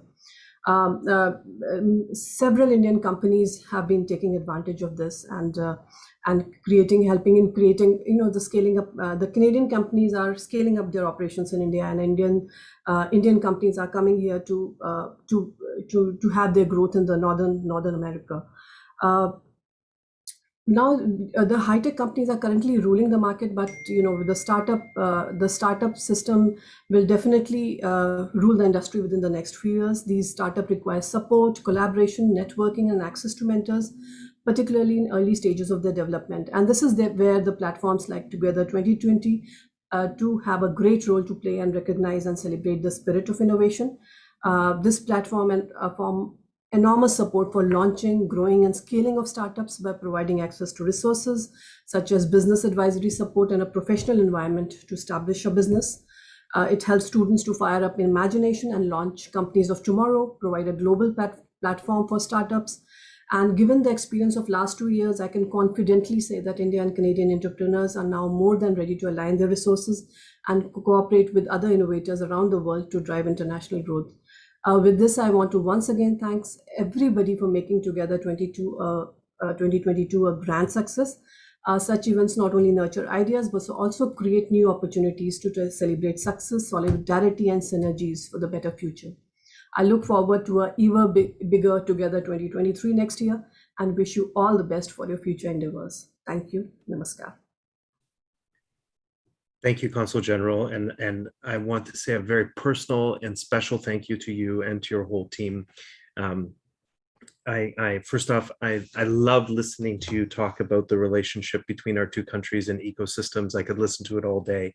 And when you say there's some magic, that happens, the magic for me is infused by the energy that is brought by people like yourself. And you were one of the very first people who believed, and there was no hesitation to say, I'm ready to help and introduce and support and back. And every time I interact with you, I get a bigger smile than I had the moments before. And I feel more energized and more inspired to continue to doing the work. And I look forward to seeing you throughout the next year, but also at Together 2023 as well. Thank you so much. Swani, back to you. Thank you so much, ma'am, for your time. We're very grateful for all the support that you've provided for the past 2 years to make Together the series what it is and the traction that we get from you. Thank you so much. Moving on, our next speaker for tonight is Mr. Ankit Agarwal, founder and CEO of Fool.co. Mr. Ankit Agarwal earned a bachelor's degree in computer science before going on to Symbiosis Institute of Business Management to pursue a master's degree in innovation and entrepreneurship. He went on to work for a range of prestigious corporates before founding Fool in May 2017. He's also United Nations Young Leader for SDGs and has received several awards, including a mention in Forbes 30 Under 30 list. Thank you so much, Mr. Ankit, for joining us here today. Hi, Swani. Thank you for having me here. So good evening, everyone. Those who are listening in India, I know it's late. And good morning, everyone who's listening from Canada. So I'm Ankit. I run a startup in India. So in India, what happens every year, we Indians first of all go to temples to worship and we offer flowers to our gods. But no one thinks what happens to these flowers afterwards. Sadly, these sacred flowers are dumped into the water bodies. So every year, we Indians put in about 8 million tons of waste flowers in our rivers like the river Ganges. And all the pesticides that are used to grow these flowers mixes with the river water, making it highly toxic. Like 5 years back, when I was like 24, I had this crazy idea. Why not do something about these temple flowers? And everyone I went to thought he's gone mad. And like I was 24, and no one would trust me. And I was working with Semantic as an automation scientist at that point in time. I didn't know nothing about business. I had studied code. I was a computer engineer. I knew nothing about how to run a business, how to make a product, kuch nahi aata tha, nothing, blank slate. And what really helped me was something that you're doing today, a program like this 2022. So what I did was I started going to B-plan competitions. So like in India, there are so many colleges, like even abroad, like there's Nanan University, there is EDEC, there is LSE, which all these schools organize business plan competitions. So I used to apply to these business plan competitions. This did three things for us. One, first, if we used to win these competitions, we used to get like maybe a $5,000, which we would then utilize on our business. That is one. Second is the network. What used to happen was most of the judges in these business plan competitions were from the industry, maybe VC or maybe mentors, or so I used to connect with them. Second is the people who were applying. So all the entrepreneurs, everyone who wanted to do a startup, these were like all we used to apply to these business plan competitions, and more or less our problems were similar. So building that network and seeing what the other person is doing, how they're solving the problem. Third thing was that when you're writing the questions and answers for a business plan competitions, it helps you clearly think and define the problem in a very succinct manner. What the problem actually is, what is your solution, what is your USP, what is the competition. So like, for example, there was some business plan competition which would even ask us to define the business in a tweet, in 40 characters, in a line, in a word, in 100 words, 50 words. So that is one thing that really helped. And you would be surprised to know that we have raised roughly about $500,000 just through business plan competitions. And when no one was ready to give us a single rupee, this is where we even met our first investor. So as of date, we have raised in terms of VC investment, we have raised around $4 million, both of which were through the judges from the business plan competition. One was Mr. Manoj Kumar from the Tata Social Alpha. Second was Nathalie from Drapers. Drapers is a very renowned VC in the San Francisco region across the globe. So both these people, I can't even dream of meeting them, talking to them, but they were there sitting across in the business plan competition. And I'm sure in this event, there will be so many panelists, so many mentors, people from Startup India, people from Schulich Business School, whom I would now request you to go connect on LinkedIn, write them a request, seek a help, and that would be the true power of this event. This event is not over, it's just starting, and it's upon you how you can make the best of it. You have you can ask the Schulich school people to help you with interns. Like we got interns from Stanford Seed Program, we even got interns from EDEC, from IE Paris. So that is a second way which you can utilize this. Third is make sure the Startup India team is here, you apply for the DIPP certificate and everything. That will really help you with getting to know the ecosystem in India. These just like, for example, all the other, and don't just focus on the mentors or the panelists, but also the attendees, all the people who have pitched along with you. If possible, I'm not sure if you already have it, make a WhatsApp group. See how you can connect to other people, other investors, share news about new competitions. not all competitions would be valid to you. So you can pass it on to other entrepreneurs. And that will actually boost the community. And if possible, try platforms like ASEC, which can help you actually do an exchange, go to Canada once this COVID thing is over, and you can actually see how the ecosystem over there functions, apply for some grants. So I would say don't take this as the endpoint, but as a starting point. So thank you for listening. Thank you so much, Ankit. Those were very thought-provoking insights that you provided to the students who are here with us today. I have one additional question if you have the time. Sure, sure. You mentioned that you started with a very unusual idea, right? These are very young students that we have today, undergrad, masters, who are also on a very early journey. They're very early in their journey of entrepreneurship. Sure.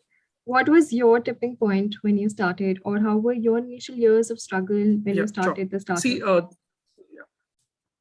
See, when I had this idea for Fool, that's the company I run. When I came and told even my parents, they thought that I've gone mad. Earlier, they thought that I had a breakup or something, and I wanted to come back to Kanpur, which is a tier 3 city in India. And they felt that it's a little bit mad. It came to a level when if a relative or someone would ask what is he currently doing, they wouldn't even tell that I'm trying to work on my startup. They said that, oh, he's preparing for an MBA, he's working on GMAT and stuff. So that was the state. No one trusted me.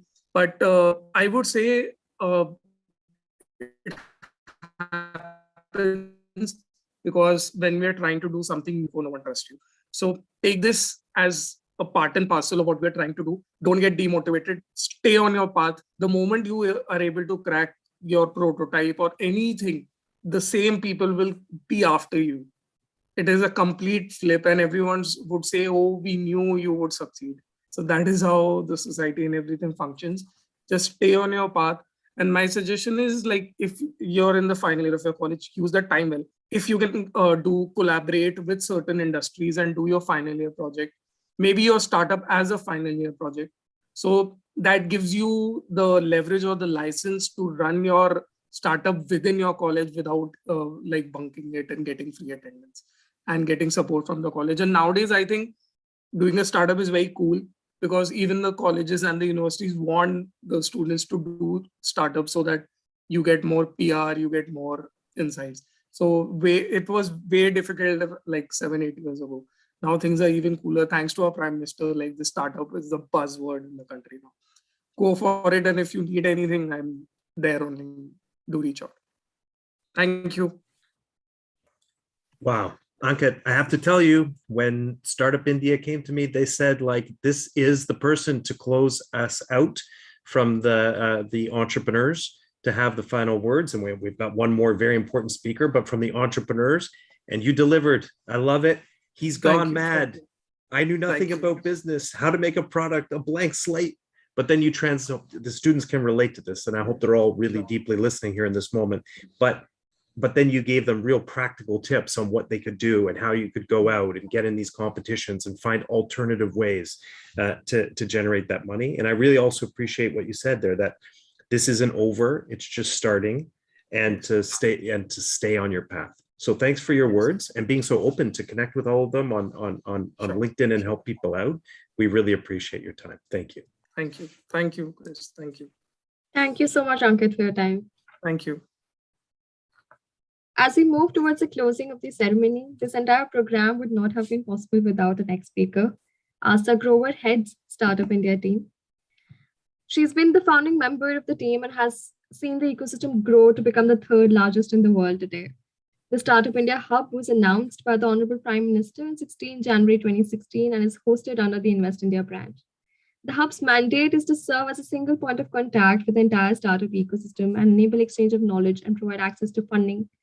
Additionally, the team also works with states, ministries, corporates, which we did touch upon, but Asta leads the entire vision of the Startup India team. Asta comes from a consulting background and prior experience with A.T. Kearney and HSBC Bank. She's done her MBA in finance from SPJ in Mumbai and graduation from CVS College of Business Studies, Delhi University. Academically meritorious, she was also a CBSE topper. So all these students out there, Astha is your go-to person. And thank you so much for joining us today, Astha. Thank you, Swani. Thank you, Chris. And thank you, Ankit, for your, I think the perfect way to end this was an inspiration talk from you.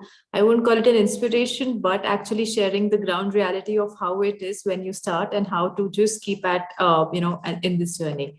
With that, a very good morning to you all from Canada, and hello to all my friends from India. First of all, extremely grateful for the support of the Embassy of Excellency Apurva Ma'am, Honorable Victor Federley, His Worship John Turi, Mr. Scott, to all the speakers we had today, Shraddha Sharma, Yashish, Ankit, of course, you.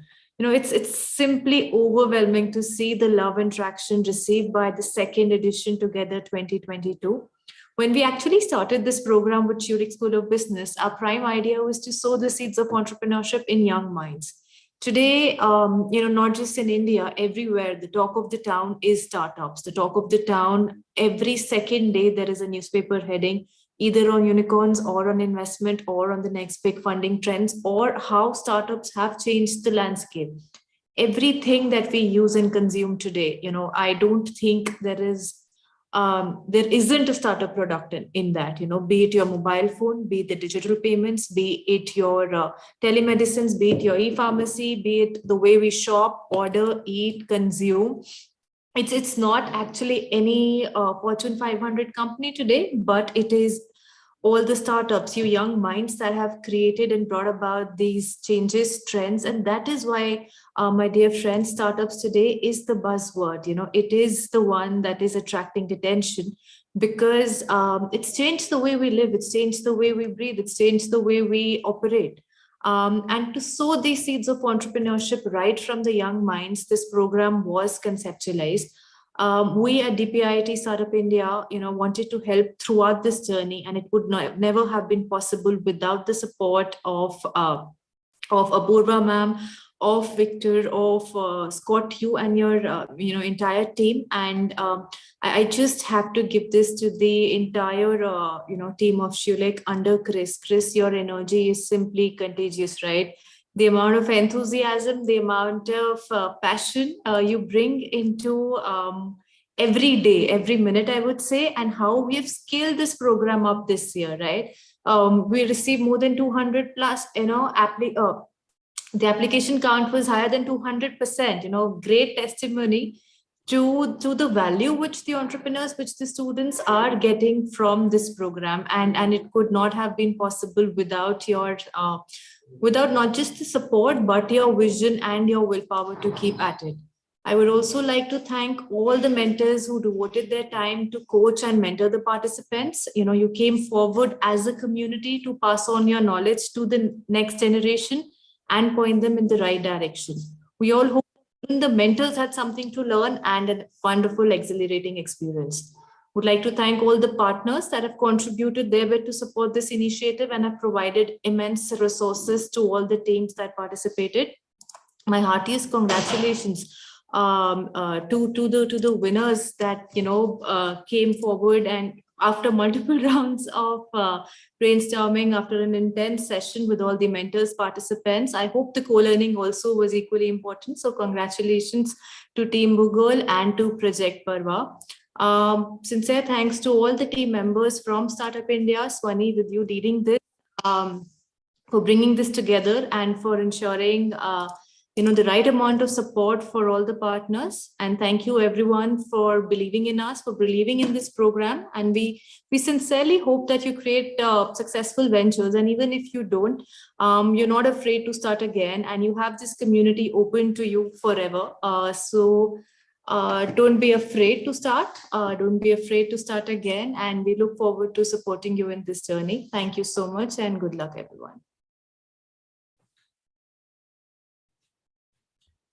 Thank you so much for your time here with us today. And we appreciate and know that your leadership, and you're going to bat for us in the beginning of this program, behind the scenes throughout the program, and the vision you've brought to it with your team has been crucial to helping us to get to where we are today. And I also, with you here with us in front of everyone, want to say my deep and sincere appreciation to your whole team for everything that they've done to work and build and bring creativity and inspiration to everything. Swani, Shivangi, and so many other members of the team who come in with deep expertise on particular issues or networks in bringing everyone to work with us. So Startup India and Invest India, we deeply appreciate everything you've done for us, and thank you. Okay, now that's the wrap, Swani, for our formal speakers, but there's a couple of key things. We have a couple of announcements that are really important. So hang everyone, we'll just have like a final 5 minutes to wrap up. We want to give another big shout out and thank you to all the partners for the program and everything they brought to the table. We could not do all the things that we are doing for the students across the board, the resources that are being brought from the resource partners, the sector partners and the seed founders and all the donors who have helped us to be able to have the prize money to get behind the champion and behind the runner-up company, but also the community partners, especially the incubation and venture partners who have helped us. So many groups getting together. It really is a growing community of organizations, corporations, nonprofits, associations, and government groups working to make this happen. So we want to say thank you. With that, we'll continue on and want to take the moment and an opportunity to just acknowledge and thank you again, Swani, and Startup India for everything that you've done to make this happen. I think it's really important to say that while we're been working hard and every day we're up on like different time zones. I mean, I've seen you up in the middle of the night and I'm getting a message. It's my time. It's like, reasonable. And for you, I'm doing the calculation online. I'm like, wait a minute, she's up at like 3 a.m. still working on the project. So you've done a fantastic job. I want to say thank you for that. And we'll continue on. I just want to say, and we'll have a closing word for each of us, but I want to continue on to say thank you to the team as well, and also make a special announcement. So here, where we'd like to talk about a very wonderful supporter of the Together 2022 initiative, and he was there with us with Together 2021 back when we started out as well too, and that's Mr. BK Sethi, who himself is an inspiring and intrepid entrepreneur in the grocery sector in Canada. Really brought revolution to the grocery space in terms of bringing cultural and ethnic foods into the mainstream grocery community. And he's quite a legend within that industry. We're blessed and lucky that his son was a Schulich student, now Schulich alumni. And so he's taken a special interest in continuing to help within the Schulich community and has been a champion for us along the way. Well, he's actually announced this week that he was going to help us with our fundraising efforts by topping up every $100 that was donated in the process with a $10 top up from himself and his company. So that's given us a great boost this week. And in addition to that, he messaged me just late last night to let me know that the Indo-Canada Chamber of Commerce, the board of directors of 9 members, had all agreed, and I'm sure Mr. Sethi made a phone call to rally them all together, knowing him and the way that he gets people going, to all make individual donations as members of the board of the Indo-Canada Chamber of Commerce as well towards the prize pool. So I just want to say a special thank you to him for all of his support, and even on days where he might see on LinkedIn or something that we're dealing with. He's also been a mentor in the program. I get these great inspirational message from him as a cheerleader for me, helping keep me going and keeping me up throughout the process. So thank you, sir, for everything that you do for us, and we appreciate that. Now, Swani, this is our chance to also each thank the team for everything that they did and put together along the way, and I'll give my thanks, and if you can chime in too, that would be great. I've already talked about my appreciation for you and your hard work and your relentlessness as we've gone through building this thing together. So thank you again. We also want to thank Shivangi as well, Shivangi Jain, the Assistant Vice President with Startup India, who's been there guiding and supporting us throughout the entire journey and has been a great force for us in building this.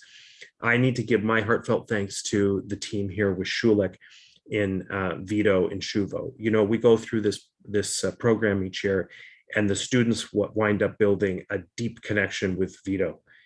He is the digital DJ. He is in his own right is as a accomplished entrepreneur with his own business in the metaverse, in virtual reality software with a company called Treasured, a Schulich alumni, and also a dear friend. But his energy and passion, he's always on. You could message him, it seems like anytime on both time zones, day or night, and he's there to support and to jump in and to help everybody out. And I know we all appreciate him from the student population and the mentor population. So thank you, Vito. Shuvo is one of my assistants with the program. He's a current Schulich student. Imagine this. He's doing his MBA and excelling at it while he's also putting up with me and my relentlessness and everything that we got to get built along the way. And he does it with a smile, and he does it with charm, and he does it with like a refusal to ever let go of something that needs to get done or to make it happen. We also want to give a thank you to the many, many students who volunteered their time as part of the support committee. And there's too many to name, but I will throw out a few names of people who made special contributions to Posh, helping us with all of our social media and marketing in the background. Denzel and Johan, and Saharsh, Sophia, Karan, who's done great work for us across 2 years here, Anka, Priyanka, and Tanmay. Really appreciate everything you guys have done. And Swani, I know you feel the same way. It's, you know, you and I are up here on stage, but there's so many people that help make this happen. Thank you so much, Grace. Before I move to the vote of thanks, I'm sure our audience is very curious to know that how is it that, you know, they will get to know about their incubation partners or resource partners. We'll be sending out emails for the same. So while you see them out there, you will also receive information on them. Stay tuned with us. And you'll receive all further information from our end through the official email communication channel. Moving on, yes, Grace, it has been an absolute pleasure working with you. I've never seen someone so passionate and somebody has so much energy to help students build their startups and basically push them to succeed. I've seen you and your entire team. I think Vito and Shubho. It's not just me who's worked across time zones. Vito, I think, works at 100x speed because he's so quick on everything, and Shubho has been so diligent. He's very, very diligent and accurate. So it's been a pleasure. It's been very smooth working with the three of you because I have never felt that I'm working with somebody across waters in another country altogether. And I hope, I mean, you felt the same. So I couldn't have asked for a better team to work with.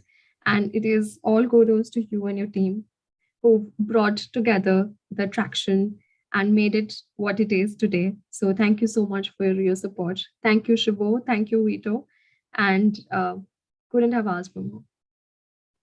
Thank and you. I say it not just for me, I say it on behalf of Shivangi, Diksha, and Surbhi, all the three team members that have been supporting on the program. I say it on behalf of all of us. We are very grateful and very thankful for your support. Thank you to you, and thank you to your whole team. And with that, we will give our closing thoughts and remarks and just say congratulations to the champions, congratulations to the runners-up, congratulations to everybody who made it into the top six, congratulations to everyone who had the courage to see the competition through and to make it to the submission. And your names and your presentations have been seen and reviewed by many people in the background. And there are incubators and accelerators and investors that are waiting for us to share some of those additional teams out there. So there will be support. As we heard earlier from our last entrepreneur, this is only the beginning of the journey. So we do invite you to stay connected and to keep reaching out to us. We are determined to build an even more inspiring Together 2023. and continue to help a group of students going forward in the next generation. And I think we're also getting to the point now, I can see where there are going to be students from these years that are going to start to come back very soon as mentors in the program, as guides, based on how fast they're going. And we'll look forward to seeing all of you stay connected as alumni of the program. We're going to be sending out certificates from Startup India, certificates from the Schulich School of Business, to each of our respective communities of students who have supported us. And we'll be in touch to also give you some feedback and let you know as much as possible what the judges had to say and where you ranked as well along the way. So thank you everyone for your incredible energy that you brought as young entrepreneurs to the table in pursuing this opportunity. And thank you for the trust in allowing us to take you through the week and to bring you to this point. Swani, I'd like you to have the final word and to close us off. Thank you so much, Chris. I know everybody's so restless at the moment. I won't take very long. Just a few parting notes. Thank you so much. A heartiest congratulations to everyone, to both the teams who have won. But yes, as Chris mentioned, as Ankit mentioned, this is just the beginning. In fact, I have seen a lot of students who reached out to me on LinkedIn. Please incorporate the feedback or the inputs that these entrepreneurs have provided you in the entire week. We've had a long line of speakers who've given out pieces of their wisdom from their journey. Pick them up, apply them, and we hope that you succeed, and we hope that you build products that you have a vision for and you're able to achieve your dreams. You can always reach out to both of us, either Startup India or Schulich School of Business, for any support that you require. And we hope that the entire program, the 1 week that you spent with us, was an enriching journey. You build connections that you will always take through. You build relationships with mentors that would support you even after the program. And you picked out some key insights from the speakers that were here with you. And we really hope that this entire week, you would not remember it as some program that you did that you were back in college, but a program that really built your provided or gave inputs to build your startup and to build your own ideas. So on that note, thank you so much. Thank you so much for trusting in us and joining our program. And we hope that you had a lovely experience and you had an enriching experience. Congratulations and take